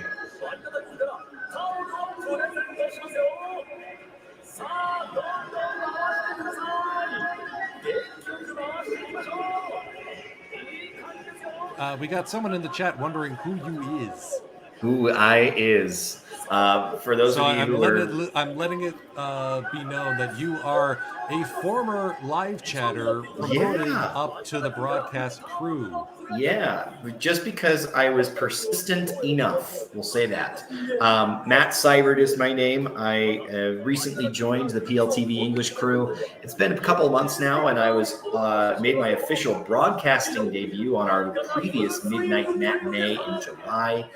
And looking forward to being on the August one as well. We're really hoping that we can actually get all 4 of us, but we'll see how that goes. Nice to meet you, Sage Shark. Thanks for the shout out in the chat, and hopefully we'll get several more. Sage Shark, another one of those Marines Anglophone fans, patrolling social media. I mean, the common knowledge is the Lotte fans are among the most bonkers in all of Japan, if not the most bonkers. And that extends to social media. I do follow a bunch of Fighters fans, a couple Lions fans. Gee, I wonder why you're following Fighters fans. Yeah. But the Marines ones are the noisiest. All right, Carter Stewart back out for another inning of work. We'll see if he can make it all the way through. Already 81 pitches. He's walked 5. Goodness gracious. And only allowed 1 hit, to be fair. Yeah, 2 runs. It just so happened that hit was over the fence. Yeah, it counted. It was a single pitch at bat. It was really economic of him. Takabe with a pair of fly ball outs. Curveball. Hey, we haven't seen that one in a while. Misses ball 1. And maybe you see why we haven't seen the curveball in a while. That is fair. July's MVP faced off with July's pitching MVP yesterday. Kohei Arihara, of course, got the better of him, going the distance in a complete game shutout. This is the middle of a 3-game set. With Pepe Dome's lid closed, of course, they've been completely unaffected by the typhoon that washed out half the league's games yesterday. Including the other league as well. On away. Some other notes about this particular game, by the way, worth mentioning. Right now, SoftBank holds the season series lead 12-6-1. This is the 10th game that they've played at Mizuho Pepe Dome this season. The Marines are only 2-7-1 in those games. Yeah, you play each other 25 times, you're going to get some pretty hefty splits. You can. Small sample size here. You can, or you can get some really close matchups. I mean, obviously ties included, but not in the win percentage. So if the Hawks win this contest or, another game against Lotte the rest of the season, they can actually clinch the season series between these 2 teams this year. Danny Riz asking, what's Cebu's record versus Chiba Lotte this year? I think it's like 14-0. Gabe, you remember me talking about the weird zeros thing, right? Yeah. Another chopper to Imamiya. 2 down. Now this is Stewart being more economical. It's worth mentioning weird zeros for the rest of you who haven't heard me use that term before. When I'm looking at standings, I always look for weird zeros. Win-less teams, undefeated teams, teams without ties if there's a 0 in the column there, right? And so the only weird 0 remaining in the Pacific League this season belongs to the Cebu Lions. against the Chibalote Marines. Yeah, I mean, there was a run of the Eagles not getting swept at all this season, but that broke last week. You talking about like swept in a 3-game set? Yep. Okay, yeah. Fujiwara batting 320 something so far on the season. Good work from him. The one knock against Fujiwara through his career has been staying healthy. He hasn't completed a full season yet due to various health issues. But the contact bat is keeping him in the lineup.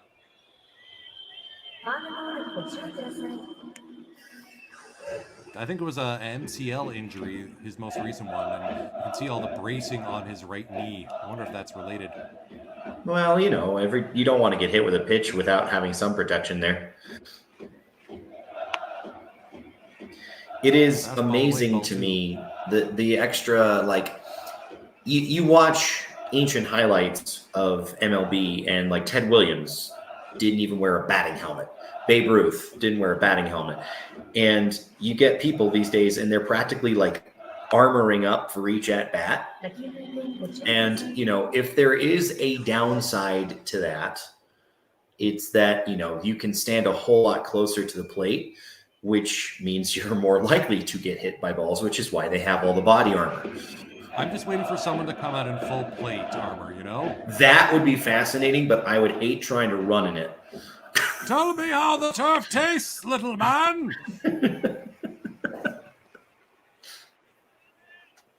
Hopefully you enjoy our attempts at humor because, you know, it's late for both of us and we're past it.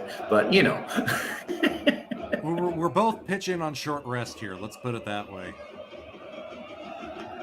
Pitch, swing and a miss in the dirt. Kai's going to complete the shutout or the strikeout. The strikeout. To Ishizuka. The shutout was Carter gone Stewart pitching. Gone in the second inning. Carter Stewart Jr. coming back with a clean inning. Dallas Keuchel going for the fifth. We're halfway home here on Bonus Baseball on the Pacific League English YouTube channel.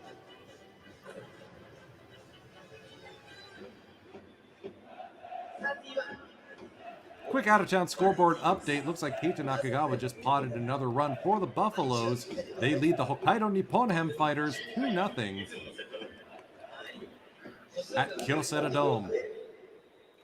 Indulging. Hagen on the bump for the Fighters. Hiroya Miyagi, the counterpart for the Buffs.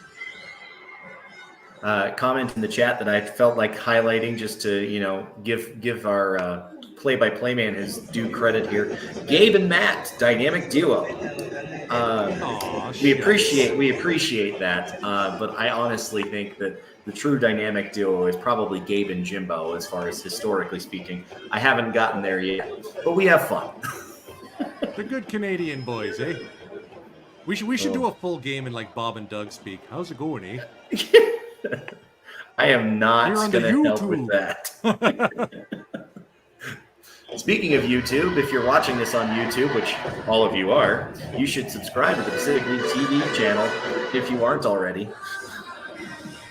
Don't miss a single live game. We have at least 6 per season. And we're hoping to expand that now that we have 4 people that can, you know, pitch in for commentary. Obviously, it is dependent on our wonderful staff based in Japan working for the Pacific League. But to the best of our ability, we'd love to expand those offerings. So make sure to stay tuned. Soichiro Ishizuka looking for his first NPB hit. 0 for 3 on the season. Come on, do it here. All right, that's a reasonable take. See what he's got. You notice the RPM is not nearly as high in the case of Keuchel. That is true. You're also noticing you're not seeing his velocity as much. Right. I think he's topped out at like 135 kilometers per hour, which... The punditry I've seen said that his top out was at 87 miles per hour on one of his 2-seamers. Or was it a sinker? The two are the same, Gabe. Depends on how you grip them, sir. Nowadays, we have so many different pitch grips that you're starting to see, like, combined names of pitches. Like, have you heard about the splinker before, Gabe? I've heard of that, yes. The slurve, the airbender. The slurve. Well, the airbender is just kind of a nickname applied to one pitch, but still, it's crazy. If I'm not mistaken, that is the first walk in Ishizuka's career. Is that the first time he's been on base? Yeah, that's what I was about to say. I actually spotted in the crowd someone had his like developmental jersey. Yeah, his farm team number. Digits out there. So for context, never mind. Hikaru Kawase is going to drop down a bunt. Successful sacrifice. If you'd like to join me in typing bunts in the chat. There it is. Kawase getting the high fives. He did his job. Got a runner in scoring position with 1 out. Bunt. But for those of you who are new to NPB, the concept of a developmental player is someone who doesn't count against the 70-man roster that each NPB club has. They can only play in farm team games, and they're paid a much smaller salary. If they do get registered to the big club and play in big league games, they need to drop the third digit. Some teams use a 0 as the leading digit.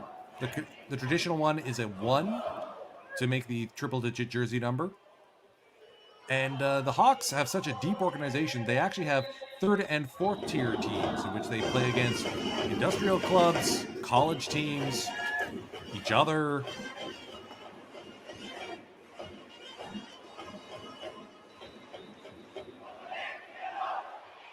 Naoki Sato, third time through the lineup, and you have to wonder, Dallas Keuchel may not be used to this. Well, especially with MLB cracking down on third time through the order penalty, because it's a notable trend. The more chances you get to see a pitcher, the more likely you're going to have success against that pitcher.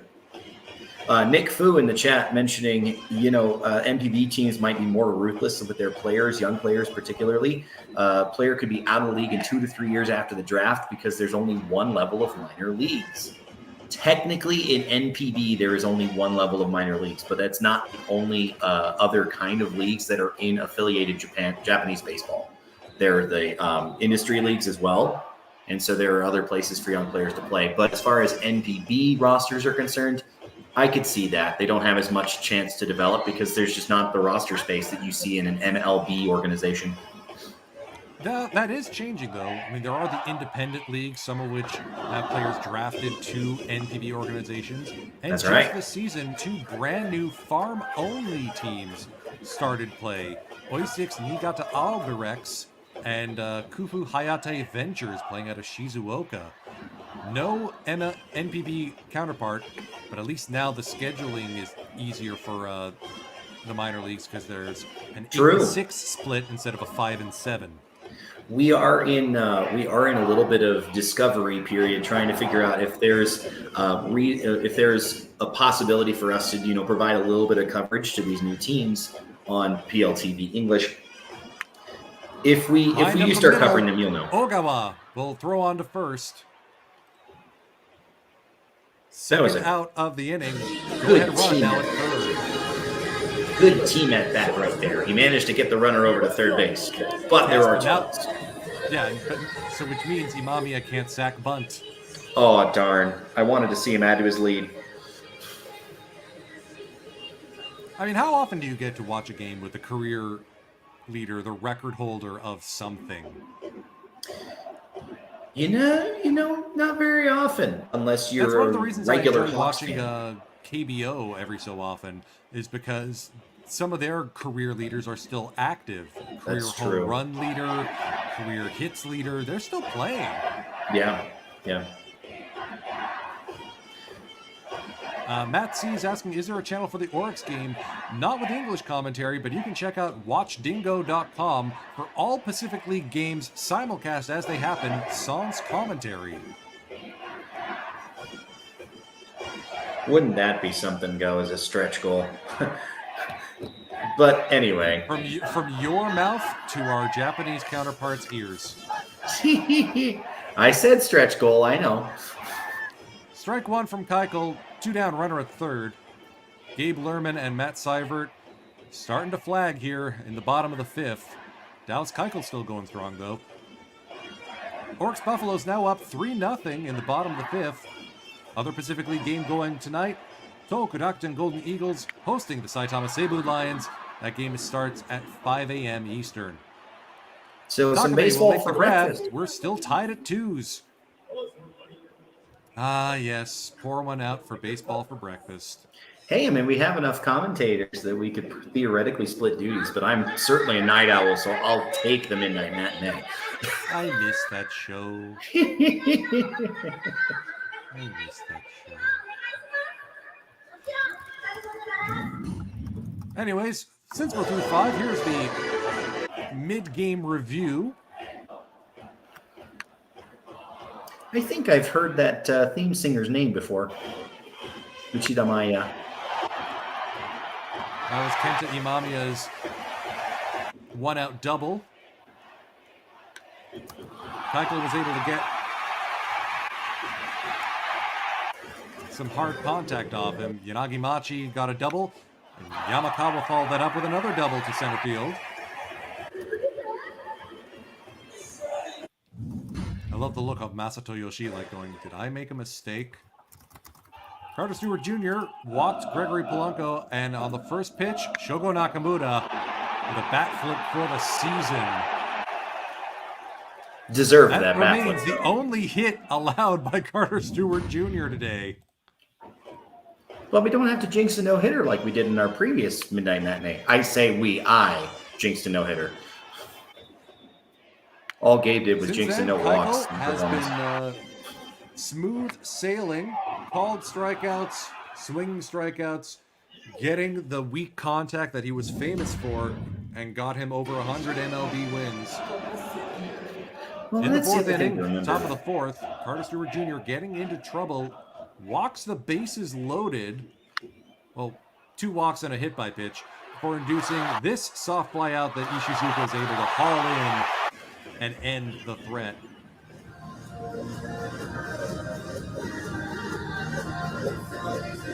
Well, the other thing to remember, too, is that NPB's level is universally considered slightly lower than that of MLB. So usually when you have pitchers who have success in MLB at any particular point, you expect them to do well if they come over to NPB. I don't know. The NPB is a graveyard of guys like, oh, he'll rake in Japan. I wasn't saying the hitters. I was saying the hurlers. But you can see in the out-of-town scoreboard update. I will retract my statement. That is a valid point. But yes, hitters trying to come over and resuscitate their careers, it's a mixed bag. For every Polanco, you get like Marwin Gonzalez, who's effective, but not booking his ticket back to MLB anytime soon. Well, you can take a look at the upcoming games. For those of you who are night owls and up for even more torment, the Hawks and Marines, and as well as the Buffaloes and the Fighters, will be going at 1 p.m. Japan time, midnight Eastern, tomorrow from their respective ballparks. It looks like Shunpeita Yamashita is going to be on the bump for the Buffaloes. And Atsuki Tanaichi is taking the hill for the Marines to start that game against the rubber match against the Hawks tomorrow. Is that Matsumoto on the bump for the Hawks? It is Matsumoto. I'm not sure of the first name because I haven't seen it before, but Yuki, maybe. Well, Yuki, I don't know if he's like a swingman or something, but I've seen him as kind of a reliever. Not going to take very many pitches for Carter Stewart Jr. to cross 100. This could be the last inning we see him. But if it is, it's been a very effective one.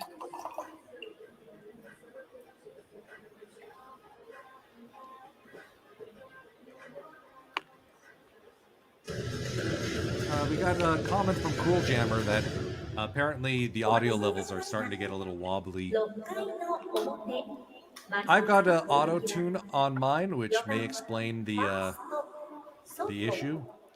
Yeah, automatically adjust mic volume. Let's try that. We'll see if that works.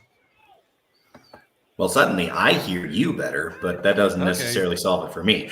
Well, Mine looks I to be may okay now. I may be the one that was having the issue. Big cut by Neftali Soto. Over Hey, a at least it breaking wasn't ball. near his head. Speaking of which, looks like he's got a C-flap on his thing now. Where the brace was placed, they can actually attach the flap. That's what's going on. That's why. I didn't. Yeah, that makes a lot more sense. Neftali Soto's going to give this a ride. Kondo takes it off the turf. You better like that post, Carter Stewart Jr. Goodness gracious. Say it with me now. He is that man. man. But Soto put a good swing on that, no doubt. Oh, if it was anyone other than Kondo, that probably would be a hit. I mean, Mizutani probably would be okay at catching that. Okay, yeah, Best triple M defensive outfield. outfielder. Point made. Kakunaka now. That is a lot of red in his strike zone. 2 ground outs so far for the 37-year-old veteran. Limited play time, but he's been effective. I guess if you wanted to give Kakunaka the DH spot, you have to trade him with Polanco. And I don't know if Gregory's still that good in the outfield. Probably not as good as he was when he came up with the Pirates, that's for sure. Laced into foul territory, look out. Well, That's what the netting is for. I seem to remember that they also have Shingo Ishikawa, who's another DH candidate they've used even in the last couple of games in place of And Polanco. Koki Yamaguchi, can't forget him. Well, I had, so thank you for reminding me. Swing and a miss. Strike 3. Carter Stewart Jr. Oh, you can that tell pitch he's 100? big mad. The splitter has been his most effective pitch so far today. I think he's also thrown it more than anything else. Not that I'm backing that up with anything, but boy howdy, I've seen a lot of the slow motion split finger grip going. That was his 100th pitch. Pitch counts? What are those? Well, I mean, 3 Ks, 5 walks, 2 earned runs on 1 hit. Gregory Polanco watches a curveball float in. Pulling the yacker. Goodness gracious. 0 for 1 with the walk are in this game, Polanco is. And that is skied into the dome roof. And I believe it's safe to say that's 0 for 2. Wait for it. There it Okay, 0 for 2. Took a while. Man, he gave that one a ride. Carter Stewart Jr. That was his most effective efficient innings. He only threw 7 pitches that inning. So do you give him a 7th? I mean, given how much he's pitched recently, he's got that pitch count stretched up, and he's been effective. I think they might try, but consider also that the bullpen is really rested because they've had 2 complete game efforts in the last week. Levon Moinello too. and Arihara. So if they really look for the bullpen, there's no reason they can't. Most of their guys are fresh. Fair point. Oh, goodness.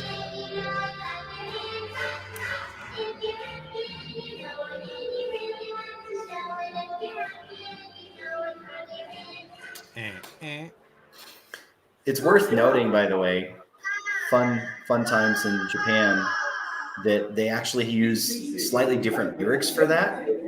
Obviously, that was the English version, but there is a Japanese version. It doesn't mean the same thing. I think they also have something like that for I've Been Working on the Railroad, right? Oh, I'm sure there are a ton of songs that they, use their own lyrics, and it is whatever it's for.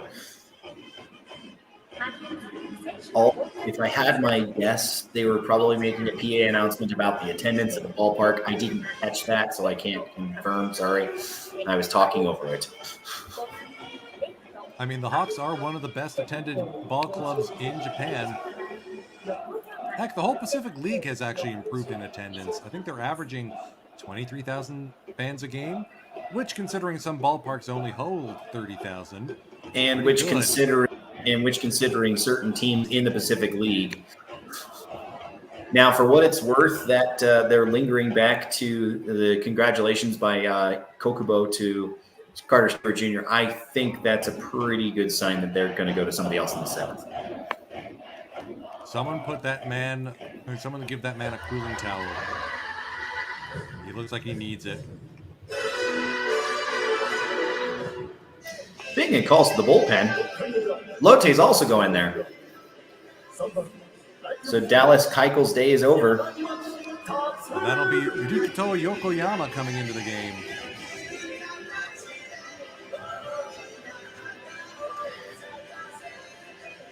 So we mentioned a little bit earlier. Oh, wait, we've even got a defensive sub in left field too. That would be Aito in left, formerly of the Saitama Seibu Lions, picked up by the Marines in the active player draft this year. Jeez, I'm used to saying Aito and Raito, but he's not in right. Yokoyama has been incredibly effective this season with that sidearm delivery. 1.63 ERA, 3-1 record, 3 saves, 9 holds, 21 strikeouts, and 27 2/3 innings pitched. The thing with sidearmers is they tend to have platoon advantages against their own side. Hawks do have a lot of lefties. Nagimachi, one of them. But you want to talk about different looks, Matt. Keuchel, soft tosser, left side. Yokoyama, bringing the heat from the right.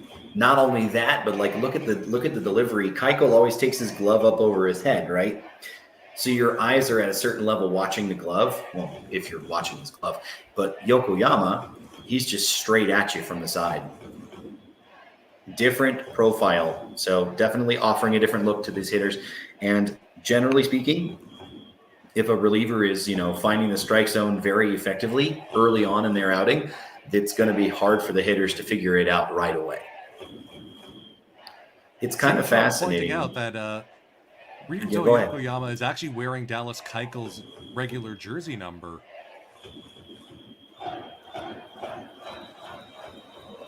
One-two on the way to Nagimachi. Slider misses just outside.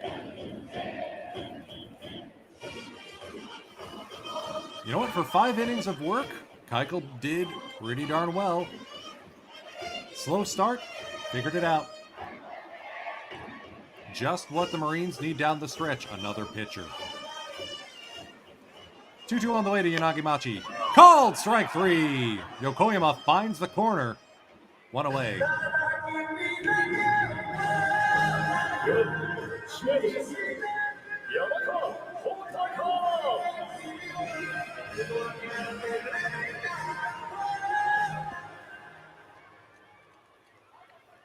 I think we're going to be logging off and letting the broadcasters take over once we get to 3 a.m. Eastern time. Yeah, especially given the fact that we got to see Michael's debut. The whole reason that we made some things happen to get a commentator crew on the game. Oh, so good pick by the back. Nice job, oh boy. Yeah. That's not worthy of a top 10, but we gotta shout out that defense. Absolutely.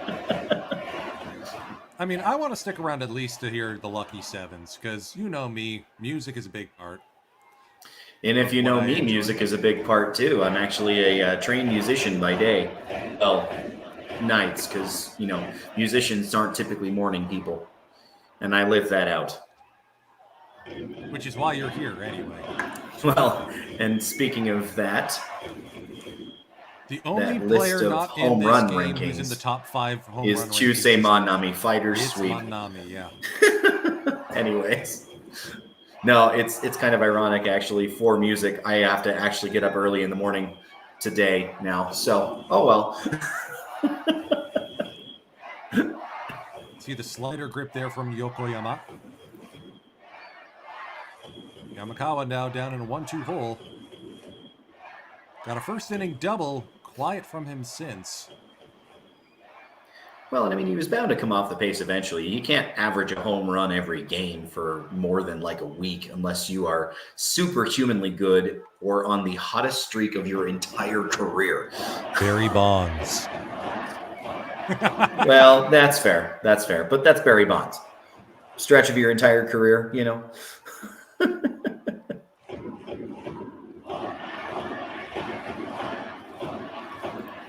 Ooh, we got someone here new to NPB who doesn't know what the Lucky 7 is. You will find out soon enough. Yep. I'm just not new enough. I knew that one. Ooh, that was a bit outside. Yamakawa battling back here. Count is full. Tamura laying down the signs. They're trying to do like the Viking clap in the outfield. And they might as well be saying skull for all that. Swing and a miss, strike 3. You knew he Yokoyama wanted drops to- a slider, and Yamakawa takes a knee. You saw the leaderboard. He's got 27. No one else has got like more than what, 20? He was definitely aiming for 28. Too bad he didn't hit the pitch. Ooh. If he'd gotten that one, it would have gone a ways. But he cut over the top of it. It dove away from his bat.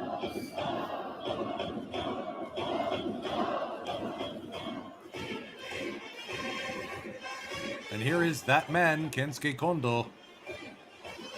Feels like it's been a quiet night at the plate for him so far. That's because it has. Grounded out to second, and he flew out to center. Still the only qualified batter with a batting average above 300. I mean, dude would have to go on like an 0 for 30 to fall below 300 average. And that's rough estimate. That might not even be that because I'm not good at math at almost 1 in the morning. Yeah, you're asking me to do math at 2:45, Matt? I wasn't asking you to do math, but I'm just saying you have to go 0 for a long time to drop below 300 average. Look at this math! 1-1 on the way to Kensuke Kondo, that man. Rikuto Yokoyama relieving Dallas Keuchel. So if you want to see Keuchel pitch, sorry, you missed it. You'll have to watch it on the replay when this archived live stream goes live tomorrow. That was filthy. The swing was phenomenal, but a little too much. Just missed it. That swing definitely reminds me of newly inducted Baseball Hall of Famer Adrian Beltre, known for going to a knee when he hit home runs. Slider Obviously misses didn't away. hit from the left side, of course, but that's neither here nor there. All right, Matt. So we were having a chat on a podcast a while ago. Not sure. I don't think this was the one you were in. If you could take any active major leaguer and bring them to your favorite NPB club, who would it be and why? Ooh. Favorite MLB player to bring to an NPB club and why? Kondo. Oh, what a stop there by the first baseman. Kondo. Clearly not concussed. Potentially top 10. That was a heck of a grab. That ball was almost past him. Sing along if you know the words. It's the visitors' lucky 7.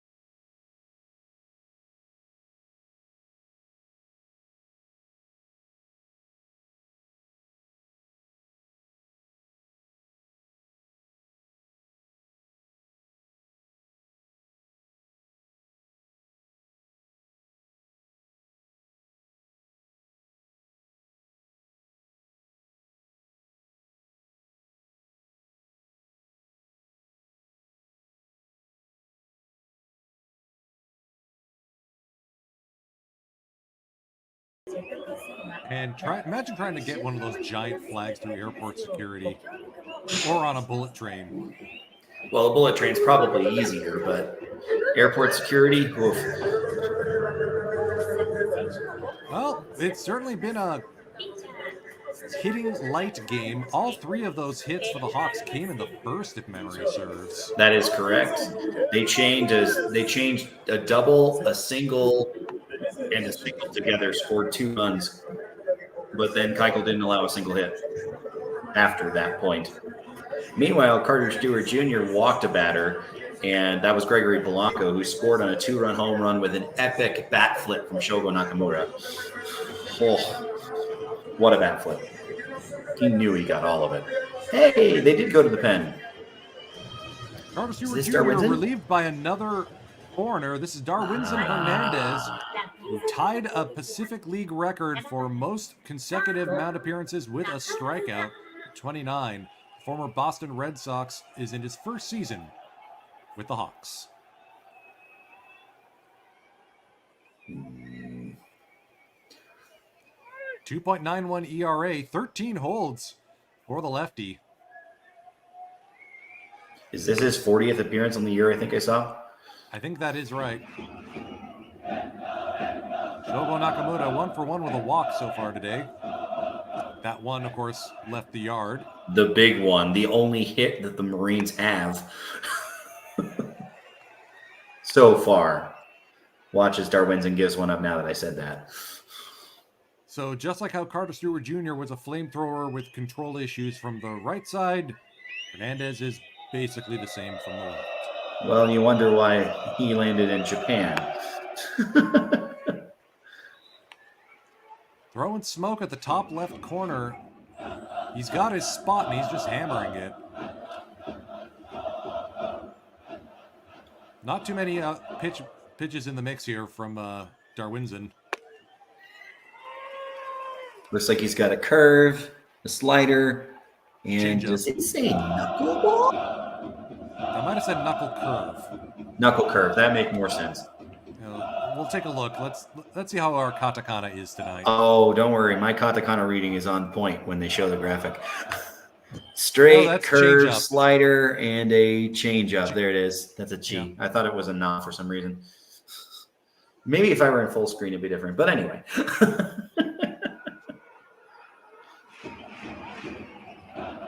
2-2 the count on Shogo Nakamura, the third baseman and former captain for the Chiba Lotte Marines. I wonder if captains Gives this one a ride. Makihara strays into right field, one away. I wonder if the captains are more in style on NPB teams than they are at MLB teams right now. They don't seem to have too many.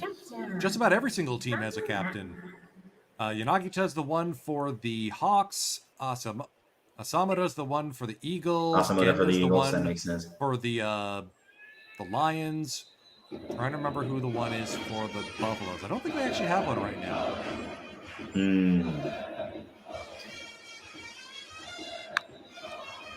Chop to third, Kabase gathers it, 2 down quickly.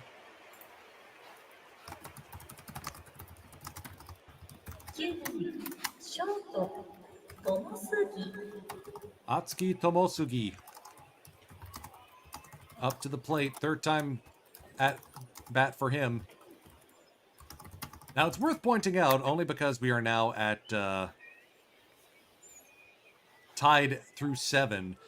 NPB games do go into extras, but only for 3 innings before they are declared a tie. We have not had a tie on a midnight matinee or baseball for breakfast yet. I'm not sure I'll be able to stay awake to watch. I was about to say, there's no way I'd be sticking around to find out if this went the full 12 tied. We've had plenty of extra inning wins, though. Buffalo's have won both their midnight matinees that way. I was going to say that, it does have to stay tied. Like, you have to get all the way through the bottom of the 12th without the winning run scoring. If it happens in the 10th or the 12th, it doesn't matter. If you score the winning run, it's still a win. And a catch by Yanagimachi will end the top of the 7th. That'll take us to the home lucky 7. The jet balloons are ready. Sing along if you know the words. It'll be our final inning after this break.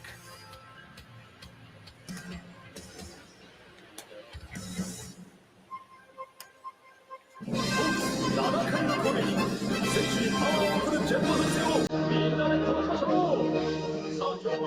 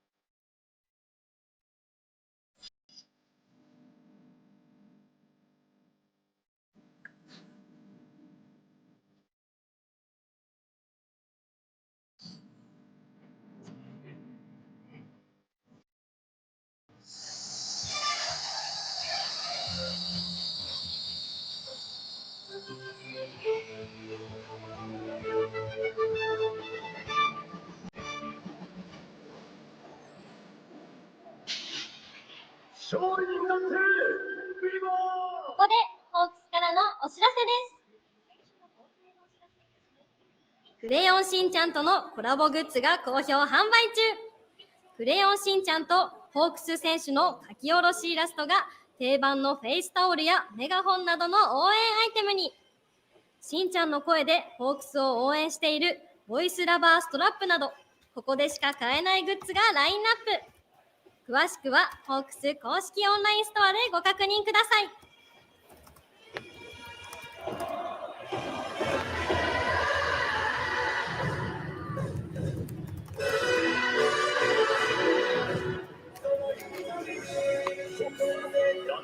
So the fact that we've been able to get through 6.5 innings in not even 2 hours speaks to the quality of pitching that we've seen so far tonight. Lotte back to the pen. Hirokazu Sawamura, another former Red Sox, actually, I believe it was. Just like Darwinson. You are correct. Started his career with the Giants in the other league. Came to the Marines as a deadline acquisition, I think in 2021. Spent 2 seasons in the Red Sox bullpen. And since then has been back with the black and white.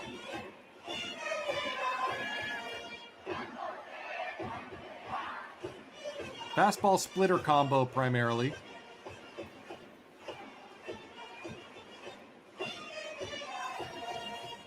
Sorry, it was 2020 where he goes traded from the Giants to the Marines. And 2021 Also and 22 seems to he was in the have Red Sox. Also seems to have a 2-seam and a slider listed on the graphic for his arsenal.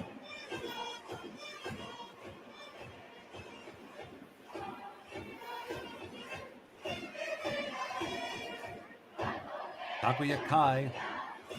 Fun fact, Kai-san is one of the favorite players from the person who invited me to that NPB game that I watched when I went to Kumamoto last May. Nice. There's a whole highlight reel from 2022 of just nothing but Takuya Kai gunning down runners. It is such a fun watch. Oh, I'm sure. It's fascinating to watch the Kai cannon at work. Although I don't think he won the Golden Glove last year. I think that was Kenya Wakatsuki on the Buffaloes. I'll have to double check. That was a cannon. Find some gap in left field. First hit by a Hawk since the first inning. Go-ahead man's aboard at first. Also worth noting, it looks like Kai is even shorter than I am, which is saying a lot. Average height being what it is, I'm decidedly lower end of the average height scale, but Takuya Kai looks like I would seem tall.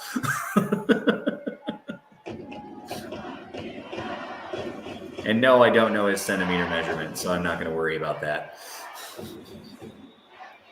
I can always look it up for you. No, I'm not worried. All right. Don't feel like doxing my actual height.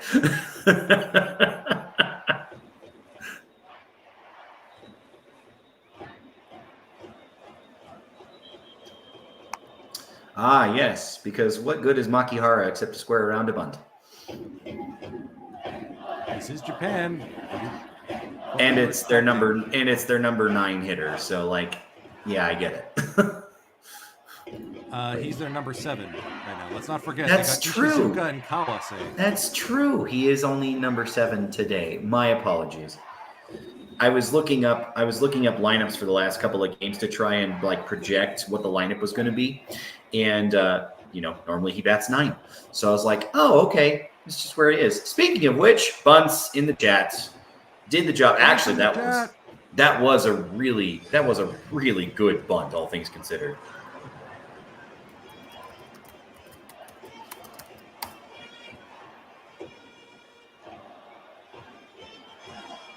This is a much better chat meme than the whole glizzy hot dog chat we had that one time.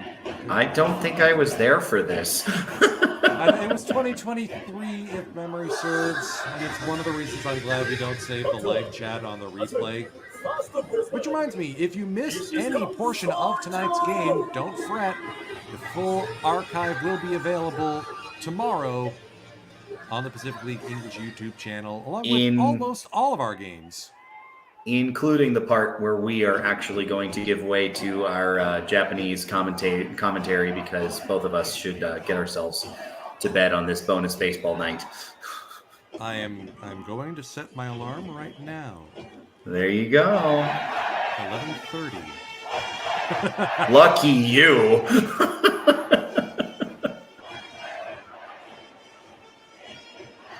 Yeah, Valpex is saying that bunt was a thing of beauty. A lot of Major League Baseball players have trouble laying down a bunt. Like you'll see the bunting technique where they'll like throw the barrel at the ball, especially when the ball is down, and all that serves, generally speaking, is popping the ball up. You're supposed to use your legs to bring the bat head toward the ball in the same position that you square around, rather than flailing the bat head toward it. That doesn't tend to work out. That's going to induce a pop-up, right? Well, yeah, it generally sends the ball flying skyward if you do that. Come on, first hit for Ishizuka. Let's go right here. Okay, not that pitch. I would love to see that because remember the last time I was on, Gabe, the Midnight Matinee was featuring the Eagles and Lions that the human highlight reel got his 1,000th career NPB hit.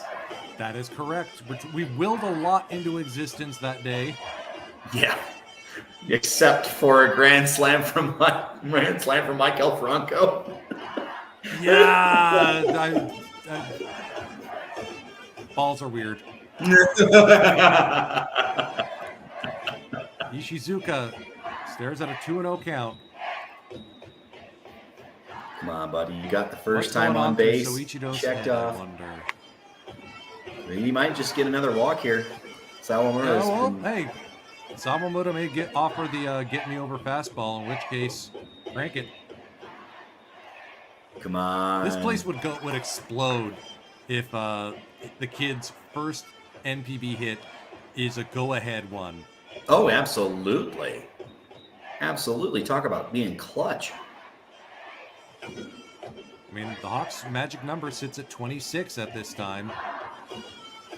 Even the Fighters if are losing to the Buffaloes. So if the score holds, you could see 25, maybe even 24. That is a 4-ball walk. Although Tamada's wanting to check to see if he went around. I don't think that was a thing. It didn't look like he took the bat much off his shoulder. But anyway, so he gets 2 walks in the game, and that's probably the most successful day he's had at the plate this season so far. I mean, given everything, that makes sense. And this looks like a small sample size. Oh, of course. Oh, there's no question, and it's a very small sample size. But looking forward to that first hit. I just wish that I could say I would be awake to see it, and I think that it's not happening while I'm awake tonight. Yeah, I'm starting to get a case of the blinks here. A little bit of a conference on the mound. My cats are asleep. I'm jealous. Oh, that's good that your cats are sleeping instead of causing trouble like they did earlier. Yeah, they stopped. I think they tired themselves out finally. There's Shogo Nakamura, thus far the hero for the Marines, with the 2-run homer that represents the only offense they've really had in this game, despite a very, very trafficked fourth inning from Carter Stewart Jr. Third baseman Kawase Hikaru now up to the plate. He's got 2 runners on. It's a big spot. I do like the Hawks are giving their younger players a chance to take advantage of the off day, and hopefully it works out because you know that experience is going to come huge, looming in the playoffs, right? When you can get them off the bench and they've had a couple of big spots in the regular season, they're not as green. It works out really nicely. As well as it gives the veterans a chance to rest up and stay fresh going into the postseason. Last thing you need is to run your guys ragged and into the ground. Right. Susceptible to injury. Well, and some people are just naturally susceptible to injury anyway. Just ask Mike Trout. Ooh, deep cut. Kawase pops us up. Shogo Nakamura says he's got it. Just in fair territory, 2 down. Runners do not go.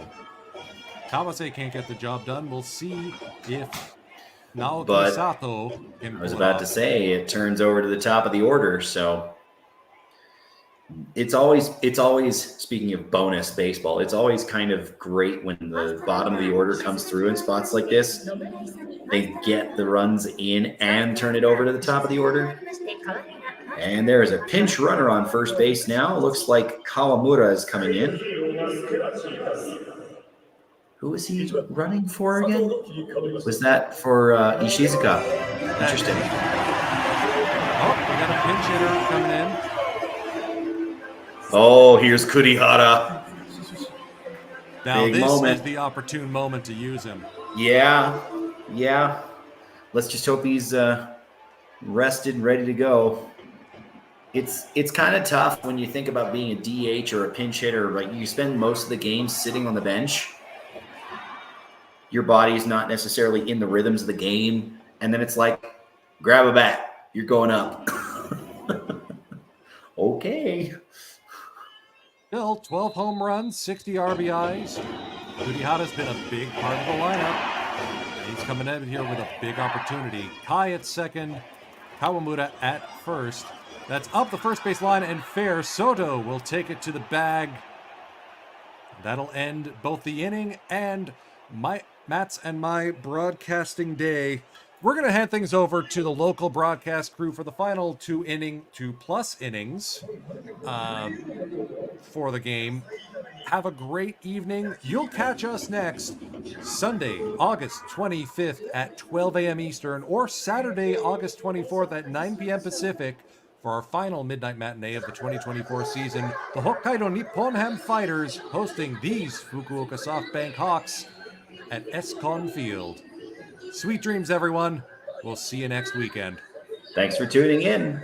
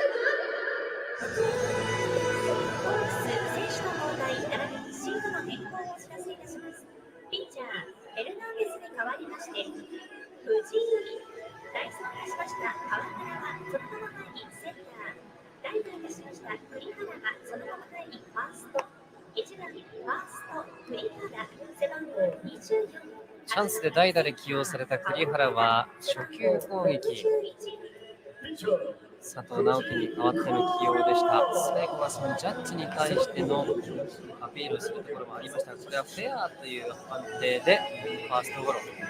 打球がちょっと戻ってきましたよね。そうでしたね。ファウルゾーンから回転がこう、かかっていたような中での、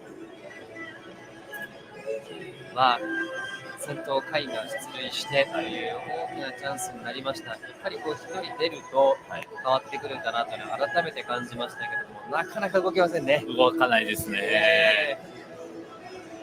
その栗原、そのままファーストにも入っています。そして代走で入った川村も守備について、ピッチャーも藤井に変わっています。川村がセンターの守備位置です。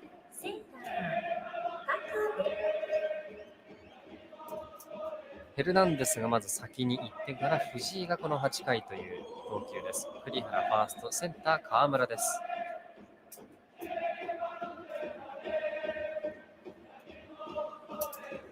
さあ、1安打でとどまっているのはマリーンズです。その1本もツーランホームラン、中村奨吾。昨日は4安打で完封負け。佐藤さん、はい、打席の高部選手ね、7月は4割打ちましたけれども、その時は1日の流れが良かったし、一日一日少しずつ修正しながら波が少なく来られたんだと。ただ8月、やはり相手の攻められ方というのも変わってきているというのも一つあるんだけれども、自分のバッティングではまっていないところがあって、ちょっとタイミングにズレを感じているので、今は早くタイミングを取るようにしているということです。その指導の部分はボールを見るゆとりにも変わってくるか。当てるバッティングです。競争。おっとセカンド牧原、記録はエラー、出塁しました。誰もが安心してと言いますか、そういったプレーだったかとは思いますが、というところではないですよね。そうなりましたね。流れが変わらないように投手としてはカバーしてあげたいですよね。そうですね。はい。7月は4割飛んで5厘、8月ゲーム前2割3分1厘というその高部、打ち取られてはいたんですけども、そうですね。はい。となりました。バッターボックスは小川です。バントはここまで15個決めています。大事な先頭がこちらも出ました。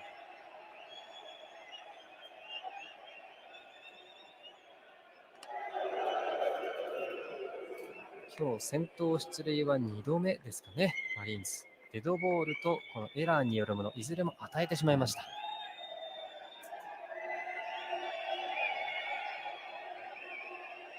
フォアボール、エラーの先頭を出すと失点につながりやすいと言いますからね。はい。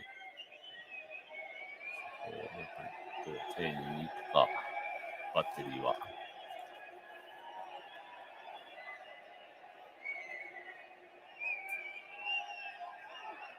浮きましたですがファールです。ロッテとしてはこういうところはやっぱり丁寧にいきたいですよね。はい。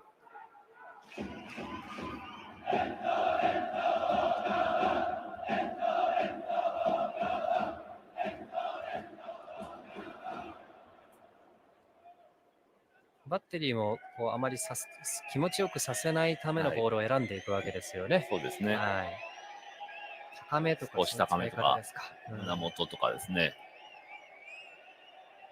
近いところ行くと芯に当たりやすいですからね。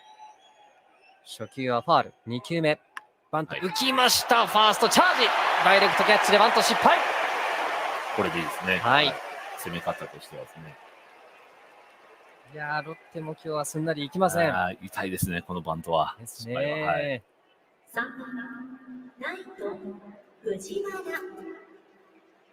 体に近いところっていうのは、バッターとしてもやっぱり難しいです。難しいですね。はい。ストレート、力もあります。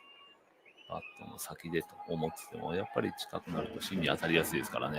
強い打球になるんですよね。2番小川バント失敗、そして藤原恭太バッターボックス。藤井は直近15日に試合登板ありましたけれども、それも含めて7試合連続の無失点を継続しているピッチャー。ただ一発があるバッター、クリーンナップに入っていきます。藤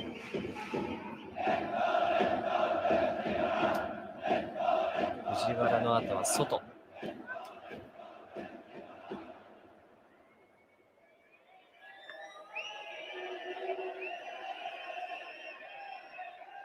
今日は2三振の藤原。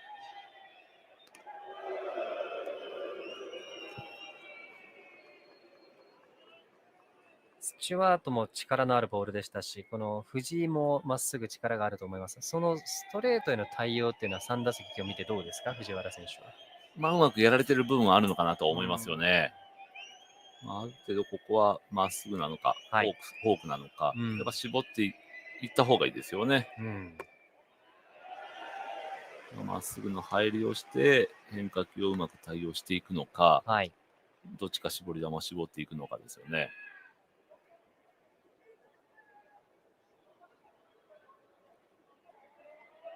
さあ、ツーボールになりました。ボール一つで、レフトスタンドからはもうプレッシャーのかかる声が飛んでいきます。中坂選手の盗塁も頭に入れながらですよね。はい。7回にヘルナンデス、そして8回にこの藤井を持ってきています。9連戦の8試合目を迎えているホークス。これもプレッシャーを感じているような、そんな外れ方、3ボールになりました。ランナーがいる状況で外。嫌ですよね。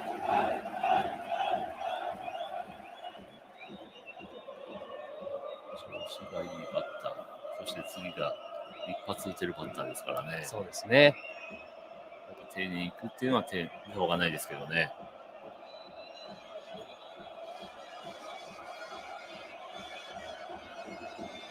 ボール3つ。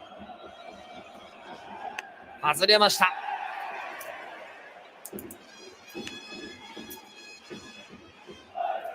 ワンアウトランナー2塁1塁です。寺のピッチングコーチが動こうかというところです。一呼吸はいないですよね、ここはね。先頭バッター打ち取った打球がセカンド牧原のエラーとなりまして出塁。その後小川はバントが失敗、ファーストへのフライになってワンアウトといきましたが、続く藤原にフォアボール。そのストレートも140中盤でスピードボールが収まっていたのも気になりました。そして右バッターの外を迎えます。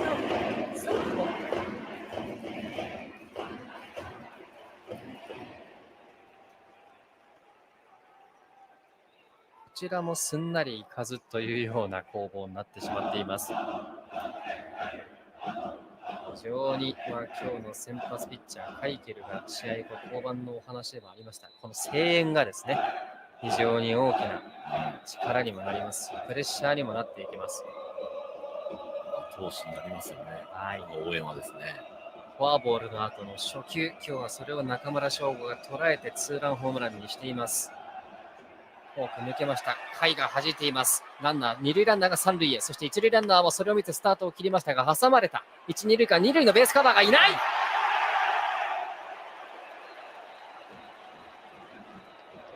三塁のランナーを見ながら早くボールを回していくというところがあったんですが、その分ベースカバーがいませんでした。川村もセンターから入ろうかというところでした。間に合わなかったですよね。はい。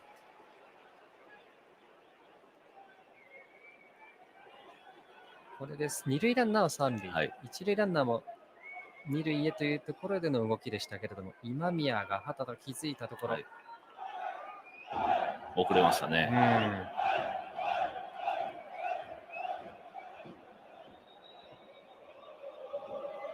内野手が前進守備に変わります。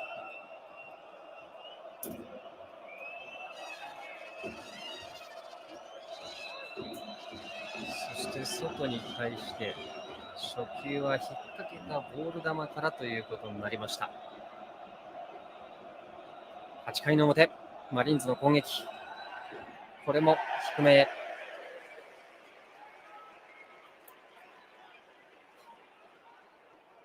ちょっとしっかり腕が触れてない感じがしますよね、投手のね。そうですね。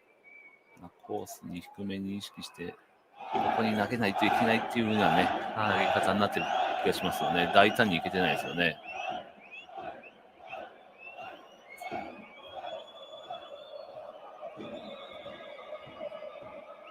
ストレートも使いづらいんですよね、この場面というのは。少しボールが上がると外野まで持っていかれますからね。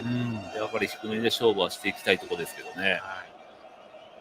なかなか低めのコントロールができてないですからね。2ボールから3球目。低め。ホークスファンとしては嫌な波に飲み込まれているような状況。国母監督はもう歩かせました。勝負は選びません。ワンアウト満塁を選んで、この後愛斗です。守備から入っている愛斗が今日初打席。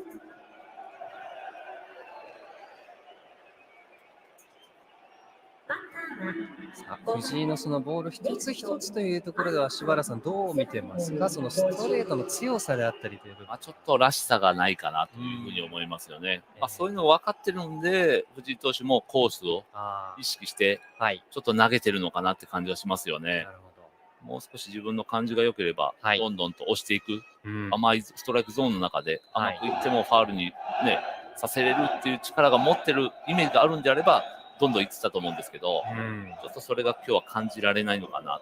よりコースにより低めにって意識がちょっと強すぎる感じがしますね。そうですね。昨日はヒットがありませんでした。スタメン起用でしたが、今日は途中からフォアボールの後の初球、高め。ここは開き直るしかないですよね。どうしようも。バッターもセオリー通りといいますか、できました。1、2の3という感じでした。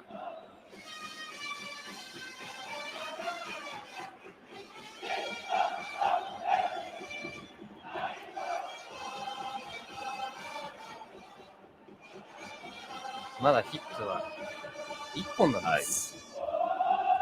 ですが、この回2つのフォアボール、エラーの先頭出塁で出ている満塁。打ち上げました。拍手が起きます。みずほペイペイドーム福岡インフィールドフライ。いやー、ここも捉えることはできません。ツーアウト。この後はポランコです。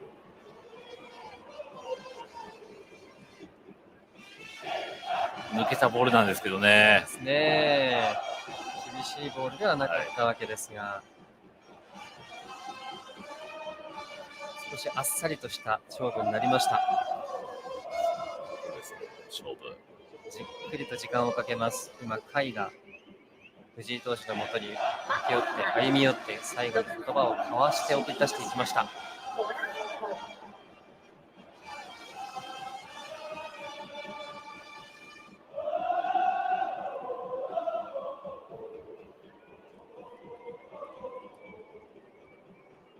さあ、打席はポランコ。昨日は4番でした。今日は6番。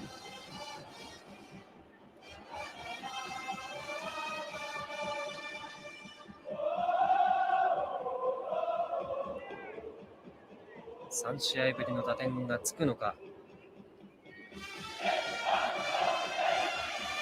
1月6日、7日のソフトバンク、この試合では津森、それから大津とホームランを打っています。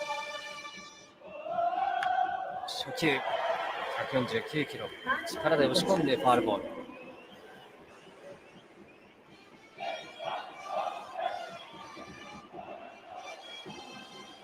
ちょっと入ってきたボールに見えましたが、ここはね、どんどんまっすぐ、フォーク、どういうコンビネーションでいくかですよね。そこしかないと思いますね。一番自分の得意な状況に持っていけるかどうか。すべてもらったランナーのマリーンズ。先頭エラーの出塁から始まっています。ワンストライクから2球目。捉えた。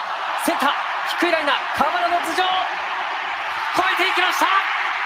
それを見てランナーが続々帰ってきます。走者一掃、3点タイムリーツーベース。河村の懸命の守備もありましたけれども、打球の勢いが鋭く抜けていきました。これで一気に5対2。まあ、マリーンズとしてはようやくというところですね。はい、ようやく1本が出たということですね。今日2本目のヒットです。力勝負でいきました。長い腕がボールを捉えていきました。キャッチは少し内構えでしたけどね、それがちょっと甘めに入ってきましたけどね、まあしょうがないですよ、ここはね。はい。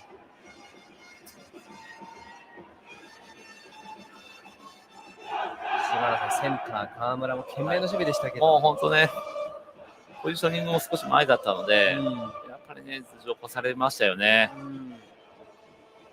その定位置であればどうだったかなって感じもしますけど、少しね前だったような感じがするので。やですがポランコの勝負強さということにもなりました。先頭のエラー出塁からフォアボール2つ、そのランナーを一掃してみせました。なおもツーアウトランナー2塁で今日先制同点のツーランホームランの中村奨吾。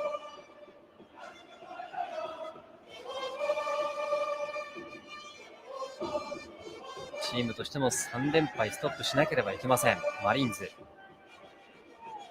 ランナー5点っていうのもすごいですよね。そうですね。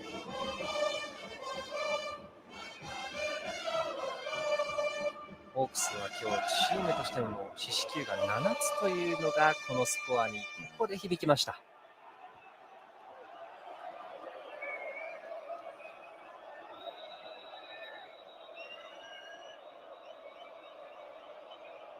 なおもボール先行。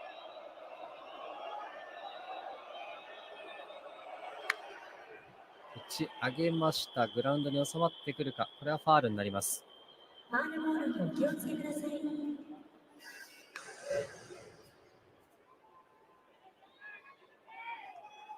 今シーズンもなかなかここまでフォークスが塁を与えてしまってというこの不利な展開はあまり記憶にないかなというところですが、やっぱり、ね、ミス、フォアボールであったり流れをやっぱり、ね、変えますからね。どっちに転ぶかわからないシーソーゲームの中でですね、選手のエラーがちょっとですね、痛かったですよね。高く上がった打球は飛距離はそれほどでもありません。センター川村が守備範囲です。スリーアウトになりました。ただこの回ポランコの3点タイムリーが生まれて5対2、マリーンズがリードを取りました。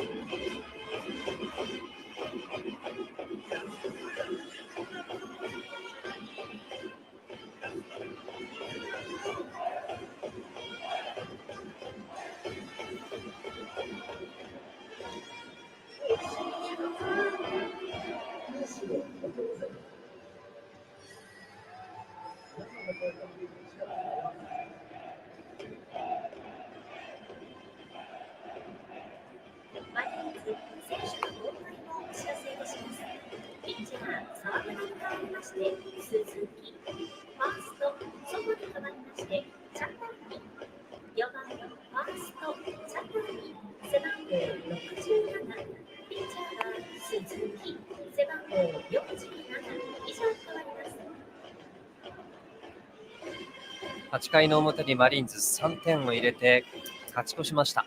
先頭牧原のエラーから生まれたピンチ、藤井もフォアボール2つ、ですのでミスで与えてしまったランナーからポランコの走者一掃、3点タイムリーツーベースが生まれたという8回の攻防でした。柴原宏さんの解説でお伝えしています。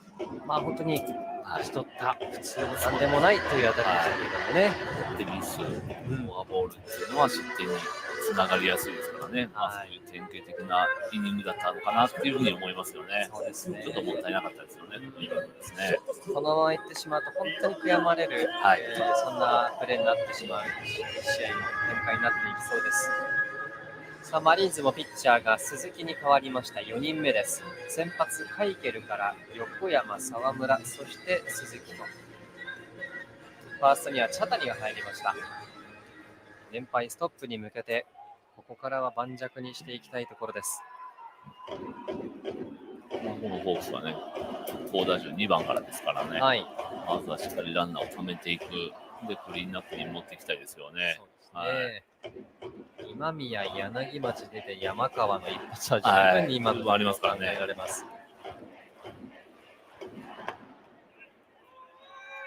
鈴木は直近8月10日のオリックス戦1イニング3人でしっかりと投げ切っています。現在5試合無失点中です。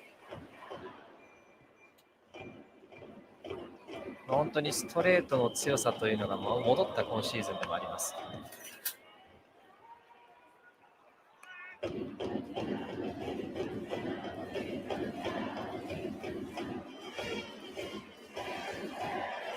こうなるととにかくまた先頭という話になっていきます。まずはですよね。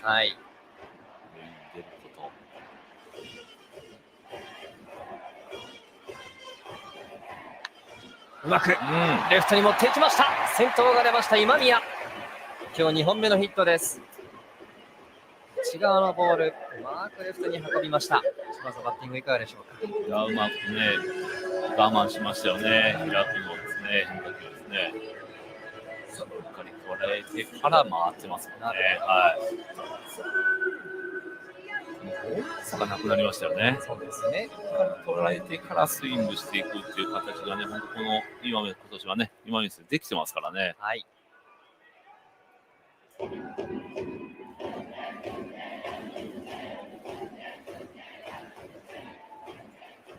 タイムリーも今日出ています柳町。塁を溜めて山川へつなぎたいところです。山川近藤というところも変えたいですよね、ホークスとしては。まだワンチャンスの3点差。ありそうだから怖いですよね。そうですありそうですよね。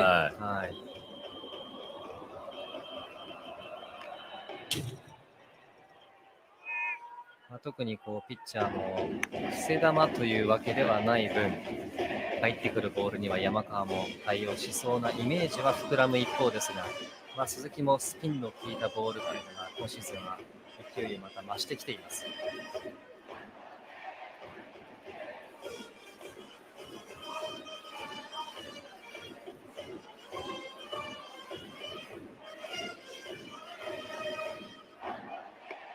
外いっぱい。柳町の前の打席の三振、横山も本当にキワキワを投げてきましたよね。これも本当にいいコースですよね。打ってもヒットにならないであろうっていうゾーンですよね、あそこはね。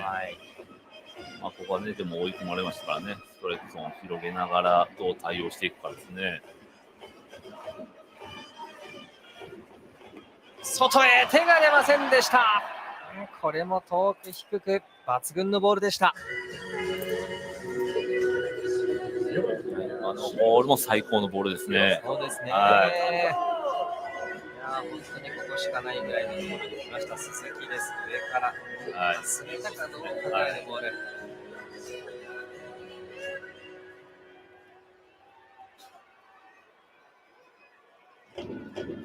山川にはワンアウトランナー一塁で回ります。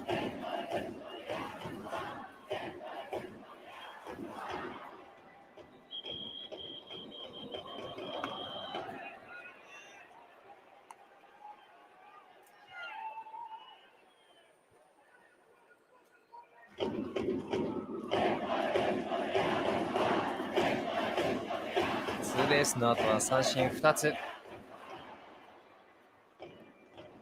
1球目はも決めていた力強いものがありました。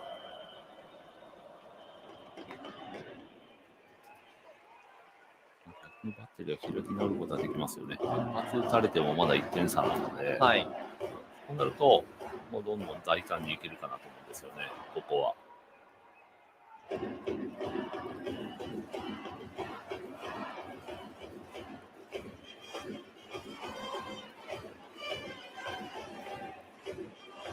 ストレートで追い込んで、変化球もうまく使うカウント優位に持っていきたいところ、バッテリー。チェンジアップ。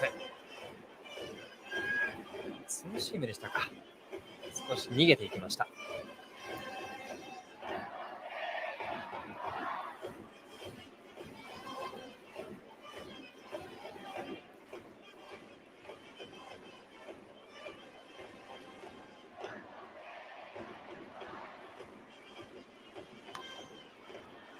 投げ切っています。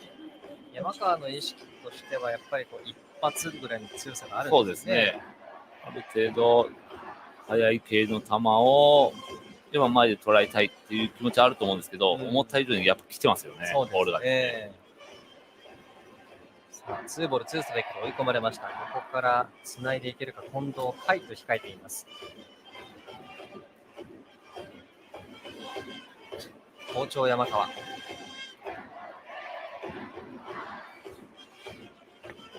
ここもいい高さでした。今日は三振3つ。鈴木がいい投球を見せています。柳町、山川連続三振。最後ボール何でしたかね。しましたね。はい。3でいったでしょうか。高さに決まりましたね。6回に上がった横山といい、この要所で打たせてはいけないバッター、柳町、山川を連続三振に打ち取っています。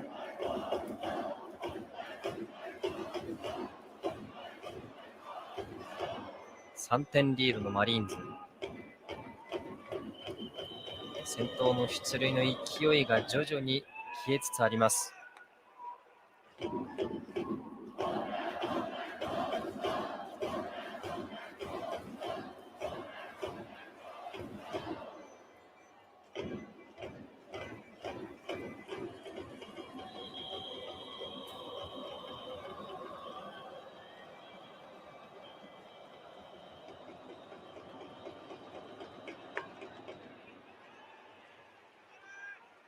やはりストレートをこう投げ切っている様子を見ているからこそ、今のスライダーも有効になってくるんですね。そうですね。はい、あとはどうしてもね、速いまっすぐを、まずイメージしながら打席に入ると思うので、その中でやっぱりうまくスライダーでね、本当タイミングをずらすことできてますよね。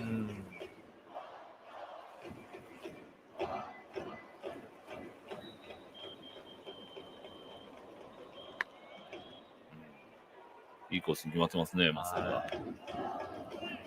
コントロールの間違いがありません。山川選手が入ることによって、またここも大胆にいける、どんどんいけることができてますよね。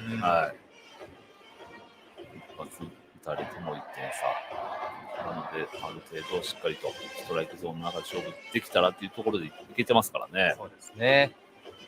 横山、沢村、それから鈴木、先発は赤池る継投で2失点に抑えています。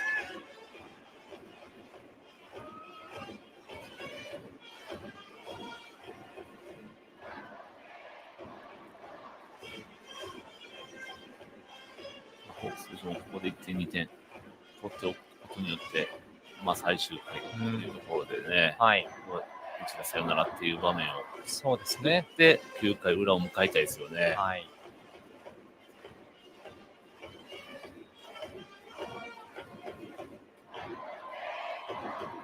9連戦戦っています。今日が8試合目。外、これも手が上がっておかしくないボール。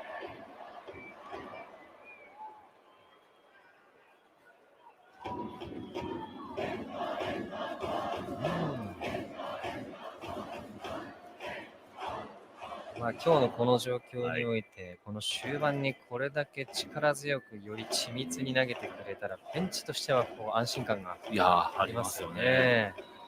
安定してますよね、コントロールはですね。柳町、山川連続三振、そして近藤へ。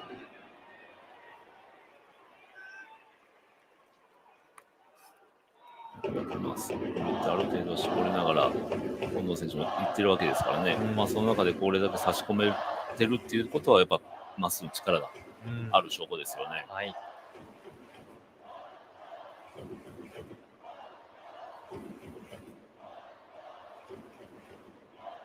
自分の中の最低ラインにまだ達していないという状態のその把握の仕方。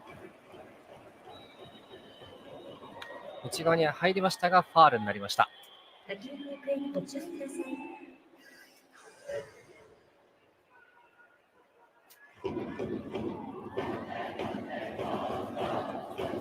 粘り強さですよね、近藤選手ですね。ボールになれば見逃して出塁しますし、甘く入った球はやっぱりね、本当仕留められますからね。すごいバッターですよね。ストレート、スライダーのコンビネーション、どこかで変えてくるか。ストレートを押し込んでいきましたけれども、これは近藤が落ち着いて見極めました。ツーアウトランナー二塁一塁です。そして打順は下位に回ります。6番です。このピッチングコーチが一旦出てきました。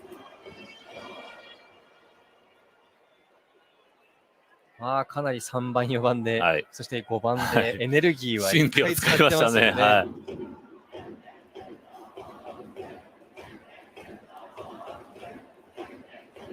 甲斐をそのまま送り込んでいます。この8月4割に迫る打率を誇っている甲斐がこの場面でその機運をまた出せるかどうかです。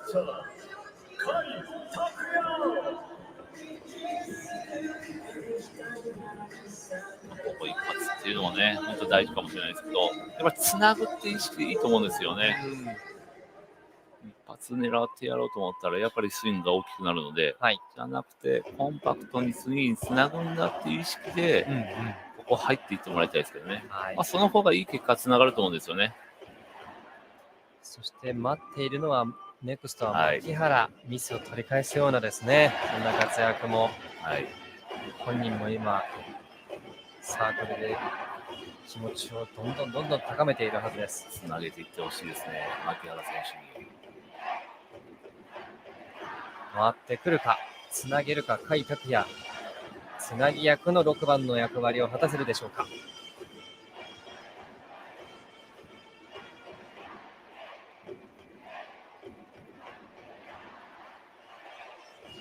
力んでフォアボールになった後の初球はボールになりました。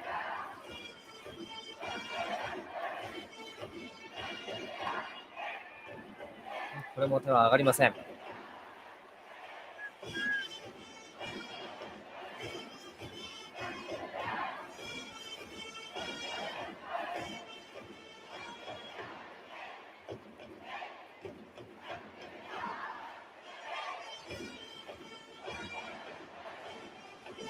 1回の裏のその先制点以降、ゼロが並んでいるホークス。ツーボールから投球3球目です。鈴木、変化球で整えます。でも持っているボールもいやらしいボールが並びますね。打ち気になったところはツーシーム、うまくタイミングをねずらすこともできてますよね。さあバッテリーはまた細かく動くボールも使いながら読めるか甲斐。バッティングカウント、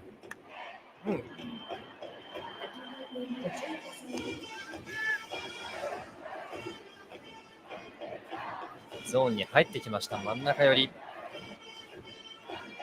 らですね。甲斐選手も込まれてどういうバッティングを見せてくれるか。ここから本当につなぎの意識が必要になりますね。今のは大きく振ってきましたが、コンパクトに逆方向って意識してもらいたいですね、ここはね。得点圏は2割9分3厘です。2ボール2ストライク。この後牧原が控えます。3ボールになりました。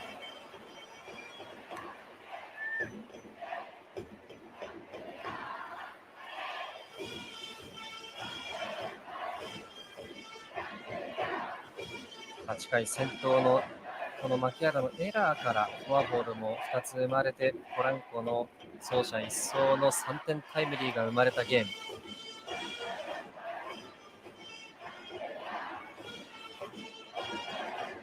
内側に鋭く持ってくるか。一旦間を取ります。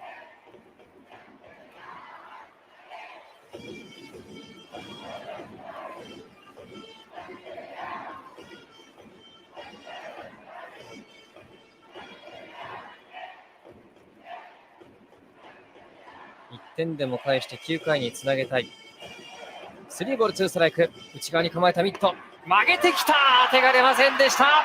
最後にここで初めて投じたボール。スライダーでしたか。はい、いやー、ここは少し描けてなかったかどうか。そうですね、待ってないボールでしたよね。頭になかったボールが胸元決め球に持ってこられました。鈴木、アウトはすべて三振で奪いました。いやー、しかしここは鈴木投手踏ん張っていいピッチングでしたね。よく粘りましたよね。さあ、そして今日も満員御礼お客様にお知らせいたします。となりましたし、伊沢駅ワンワンデーで、犬33匹という来場になりました。ホーク主催試合の観客動員数も今、アナウンスがありましたが、100万人は2005年以降のソフトバンクホークス史上最速となる53試合目での到達です。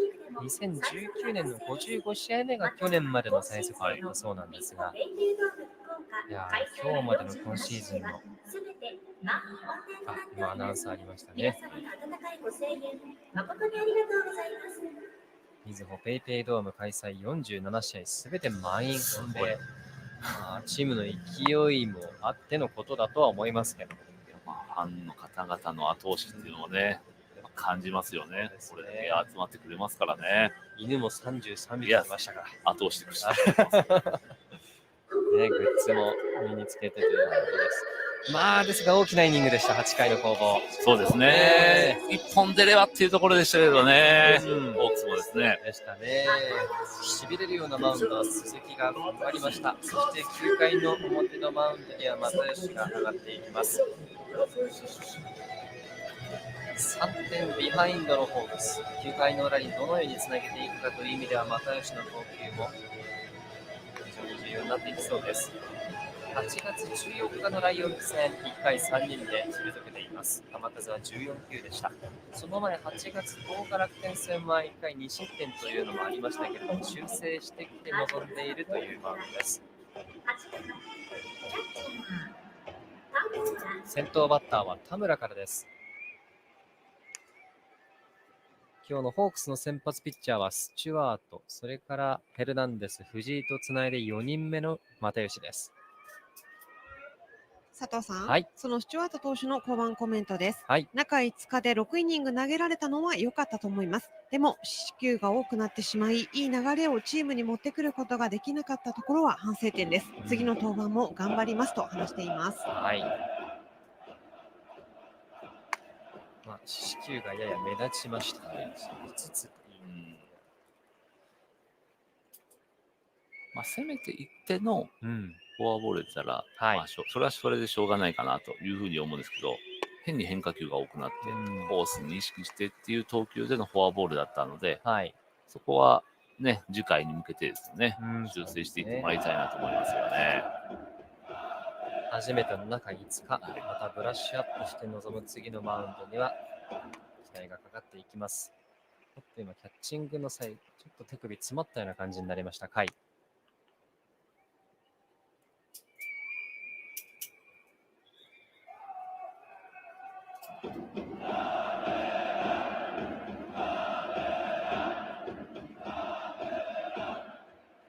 外振らせました。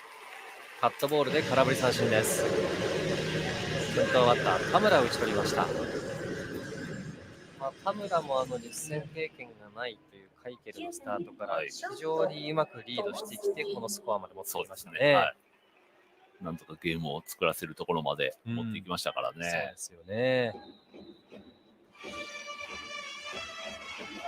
その田村を打ち取って又吉。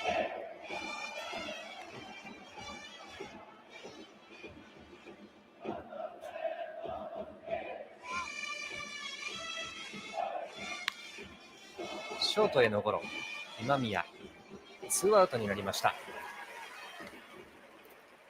今日はホークスファンとしては気がつけば5点やられているっていう感覚もどこかあるかもしれません。フォアボール、ミスが絡んでの得点失点となっています。いい安打ですからね、相手はですね。フェルナンデスを7回に持ってきて、8回藤井、そして9回又吉。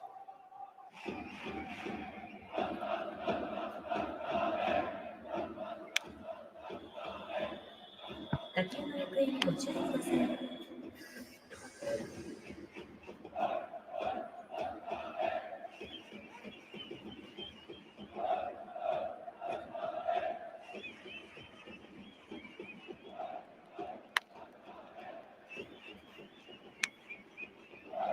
又吉はこれで30試合目の登板。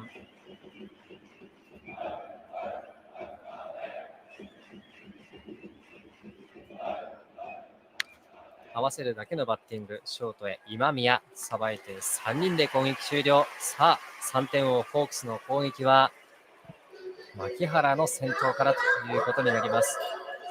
非常に9回につないでいくには又吉投手、いい登板になりましたね。スムーズに終わりましたしね。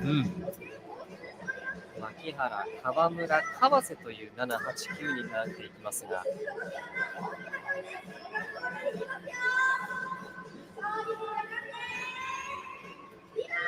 正木がヘルメットをね、洗って、正木の姿も見えましたが、さあ、起用があるかどうか、もう準備はスタンバイ OK というところです。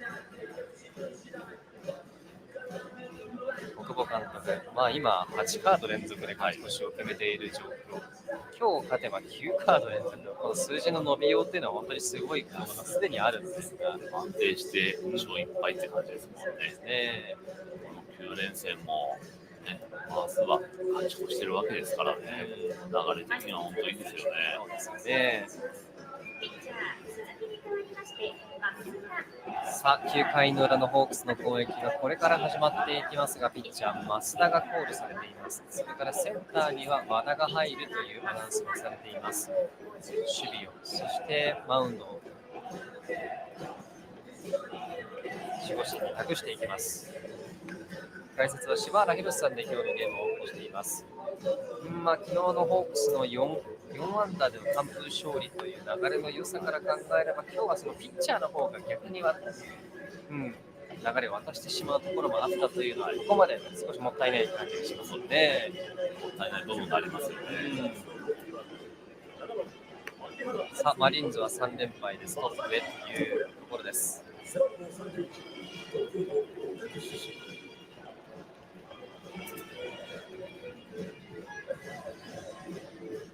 もう牧原を変えて、正木からというスタートになりそうですよね。そうですね、はい。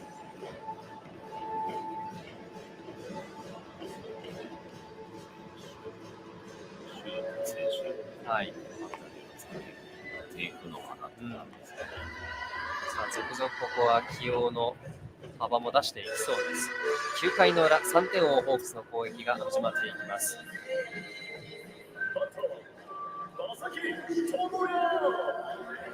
先頭、牧原に代わって代打、正木がゴールされた出雲ペイペイドーム福岡。昨日はスタメン今日4打数ノーヒットでした。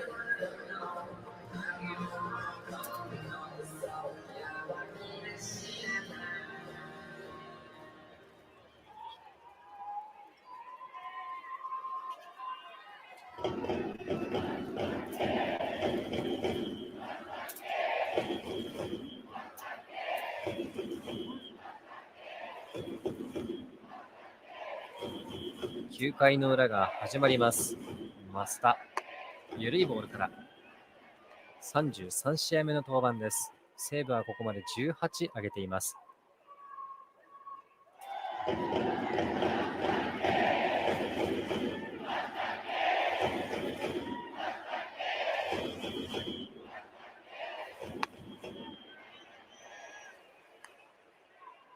ホークス戦はこれが8試合目。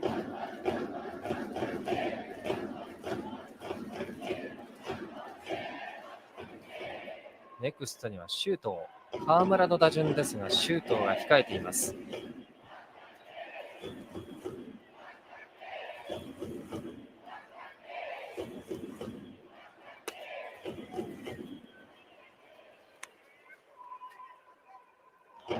島原さん、以前の正木というイメージでは全く違う今ね、状況が続いていますから。う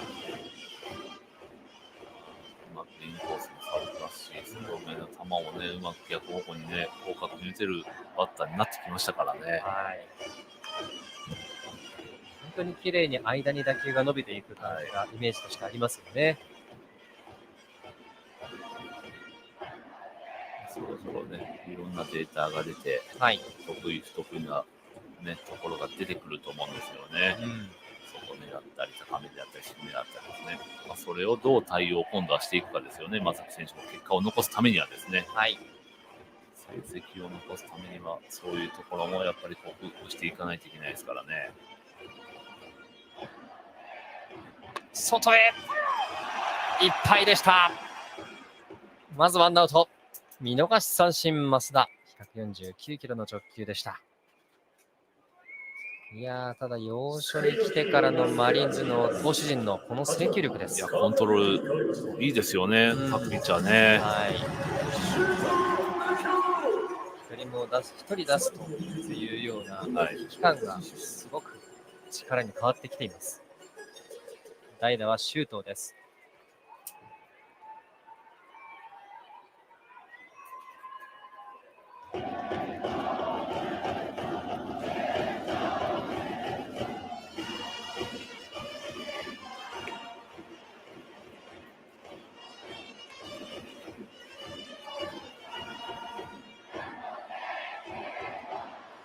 うまくこの9連戦は選手入れ替えて休ませながらとか、そういうアイデアももともとある中での起用が続いています。シュートは昨日は盗塁36個目を決めています。打ち上げました。出塁が欲しかったところですが、上げてしまったレフトに任せました。ツーアウト。さあ追い込まれましたホークス。ラストバッター川瀬が打席に向かっていきます。先制点はホークスでしたけれども、同点のホームランを中村、そしてポランコがミスとフォアボール2つでもらったチャンスを走者一掃、3点タイムリーツーベースとして返して5対2というスコア。本当その1本ずつが、ホームランとタイムリーにつながってますからね。そうですね。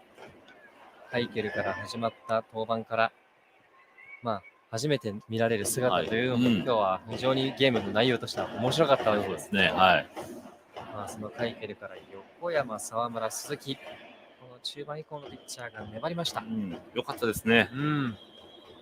そして増田も3人でというような流れに変わってきています。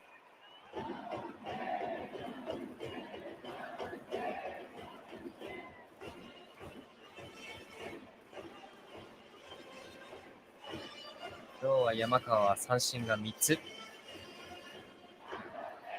一つ勢いをここでストップするような、そんな投手全体の働きにもなっているかもしれません。外いっぱいは151キロ、空振り三振、スリーアウト。ゲームが終わりました。千葉ロッテマリーンズは連敗を3でストップ。そしてこのカードの勝ち越しの行方はまた明日に向かっていきます。9連戦の8試合目、ホークスは落としました。今日は四死球から与えたランナー、そしてそれをようやく手にしたのは8回というシーンではありましたが、非常に重たいゲーム内容にはなってしまいました。解説柴原博さんでお伝えしてまいりました。柴原さん、どうでしょう、今日のゲーム、ホークスとしてはまずどうですか？まあでもやっぱりね、2対2、本当投手戦になってたので、やっぱそこからの、やっぱりミス、フォアボール、でワンヒットで3点、やっぱり流れが悪かったですよね。やっぱそういう中でのミスっていうのが命取りになる試合なので、やっぱそういうとこ、しっかり取れるアウトは、やっぱりしっかり取っておかないといけない。ピッチャーも抑えれるところはしっかり抑えておかないと、こういう流れになってしまいますよね。そうでしたね。逆にマリーンズとしては、こういった形での連敗ストップとはなりました。いや、でも本当、ね、ピッチャー陣が踏ん張りましたよね、今日はですね。そうでしたね。2安打5得点です。なかなか見ない状況かと思いますが、その分ランナーを与えてしまったホークスでした。さあ、この後はマリーンズのヒーローインタビューを待つことになっています。ポランコですかね。まあ、中村翔吾もここから上がっていってほしい選手です。さあ、準備が整ったようです。放送席、そしてマリーンズファンの皆さん、ヒーローインタビューです。今日のヒーローは決勝の走者一掃3点タイムリーヒットを放ちましたポランコ選手です。ナイスバッティングでした。ありがとうございます。ご自身の一打で連敗を止めました。今どんなお気持ちですか？Me sentí muy bien, ¿sabes? Porque de verdad estaba batallando todo el juego ahí para tratar de poner buen swing y ahí lo pude lograr. とても良かったと思いますし、その前の打席全部、あまり良くなかったので、いいスイングをしようと思ったところで、すごい人出て、チームの勝ちにつながったのはすごくいい感じです。打った感触としてはどうでしたか？Fue un buen swing porque le pude dar bien a la pelota. Desde que sentí que le di bien a la pelota y dije tenía chance de volarlo y lo volé y pude remolcar la carrera. スイングも良かったし、当たった瞬間にもいいところに当たったなと思って、ここで多分取り越すかなと思ってました。良かったです。ご自身としても4試合ぶりのヒットということになりました。ここから状態上がっていきそうでしょうか？Nada, voy a seguir tratar de ayudar al equipo, producir para que podamos ganar y salir de esta racha que tenemos para nosotros seguir hacia adelante y ganar más juegos. ここからもチームのためにできるだけそういうバッティングをして、チームの勝利につながるような結果を出したいと思いますし、ここからも応援よろしくお願いします。それから今日はサイ・ヤング投手のカイケル投手初登板でした。ベンチからどんなふうに見てましたか？Él es un buen pitcher, de verdad, un veterano que ha ganado Sayón y vino aquí y demostró que él todavía tiene y que puede ayudarnos para ganar. 彼は元サイ・ヤング賞とベテランのピッチャーなんで、ここに来ててそういう見せることができたので、すごくいいピッチングだったと思います。最後にこれでこの3連戦1勝1敗となりました。明日に向けてファンの皆さんにメッセージをお願いします。Que vamos a dar lo mejor de nosotros para mañana. Marines fans, hasta, ¡cámara más! ¡Saigo! ありがとうございました。ポランコ選手でした。さあ、今日の決勝打、ポランコ選手のインタビューをお聞きいただきました。最後の目線もしっかりこっちに向けていただいているという、人柄も伝わってくるインタビューでしたけれども、今日はチームメイトのカイケル投手も、デビューということで、いろんなものが噛み合った結果的に次の全体としての試合も楽しみになりますね。なんとかね、したいという気持ちでの打席だったと思うので、ポランコ選手もですね、そうですよね。いいところでしっかりね、結果を出せたっていうのは、本当チームにとっても良かったですよね。そうですね。2安打で勝ち取った勝利、ホークスが与えてしまった、これは何度も申し上げているところですけれども、明日さあどうなっていくかという、種市と松本春という試合になりますが、さあマリーンズファンにも嬉しい連敗ストップの勝利となりました。今日は勝敗関係なくまた場内には花火がということになります。ワンちゃんもいる中でワンちゃんは大丈夫ですか？大丈夫なんですかね。ちょっと心配ですけども、びっくりしそうな気がしますそうですよね。準備はよろしいでしょうか。それでは行きましょう。みんなで花火を見ようぜ。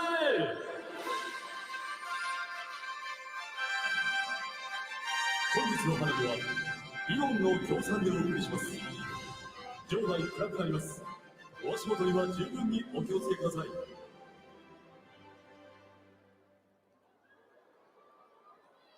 僕にないものばかりで出来上がった君だから、君の全部が欲しくたっていけないことなんてないでしょう。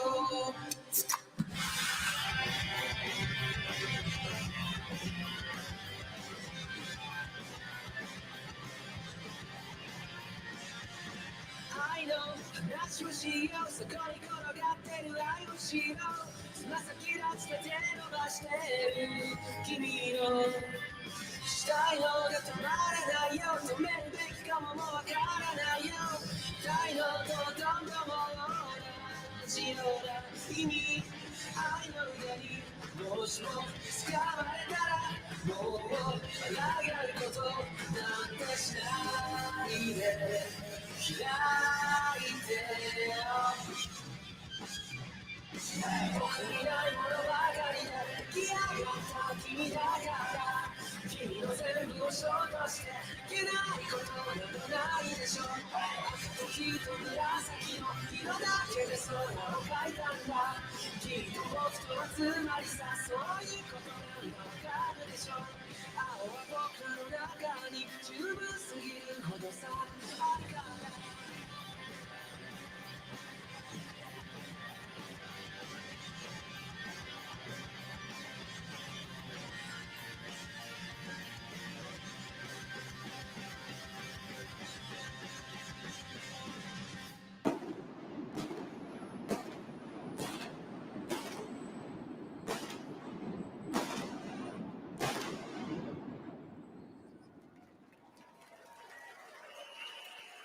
マリーンズが連敗を3でストップしています。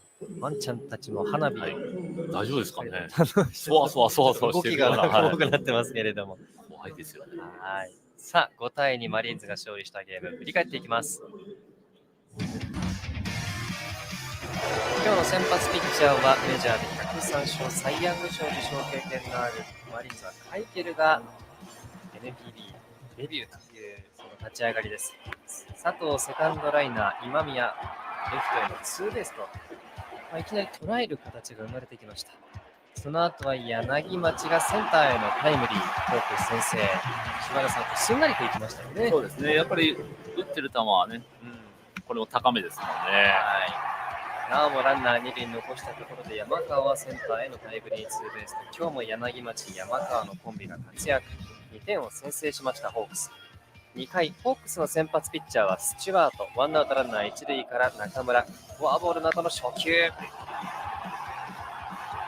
たりでした。真ん中高めですけどね、しっかりスイングされましたよね。第3号のツーランホームランですぐさま同点に追いつきました。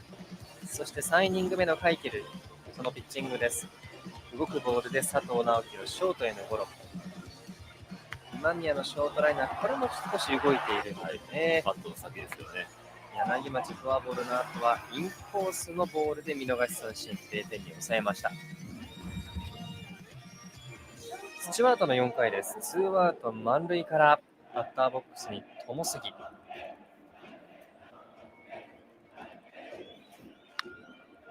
ファースト後方、石塚がよく守りました。後方のね、難しい打球ですけどね。うまく取りましたね。バックにも盛り立てられながらという投球が続いていきました。5回のカイケルです。ツーアウトランナー3塁から今宮をセンターフライに打ち取って0点。カイケルは初登板5回73球3安打3奪三振、フォアボール2つ2失点というデビューとなりました。スチュワートは6回の投球、外をレフトフライ、これもいいプレーでしたね。本当バックがね助けてくれましたよね。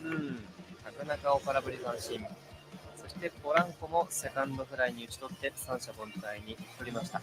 スチュワートの方は6回102球、被安打は1、3奪三振、フォアボールが4つ、デッドボールが1つ、失点2という内容でした。やや四死球が悔やまれる内容だったかもしれません。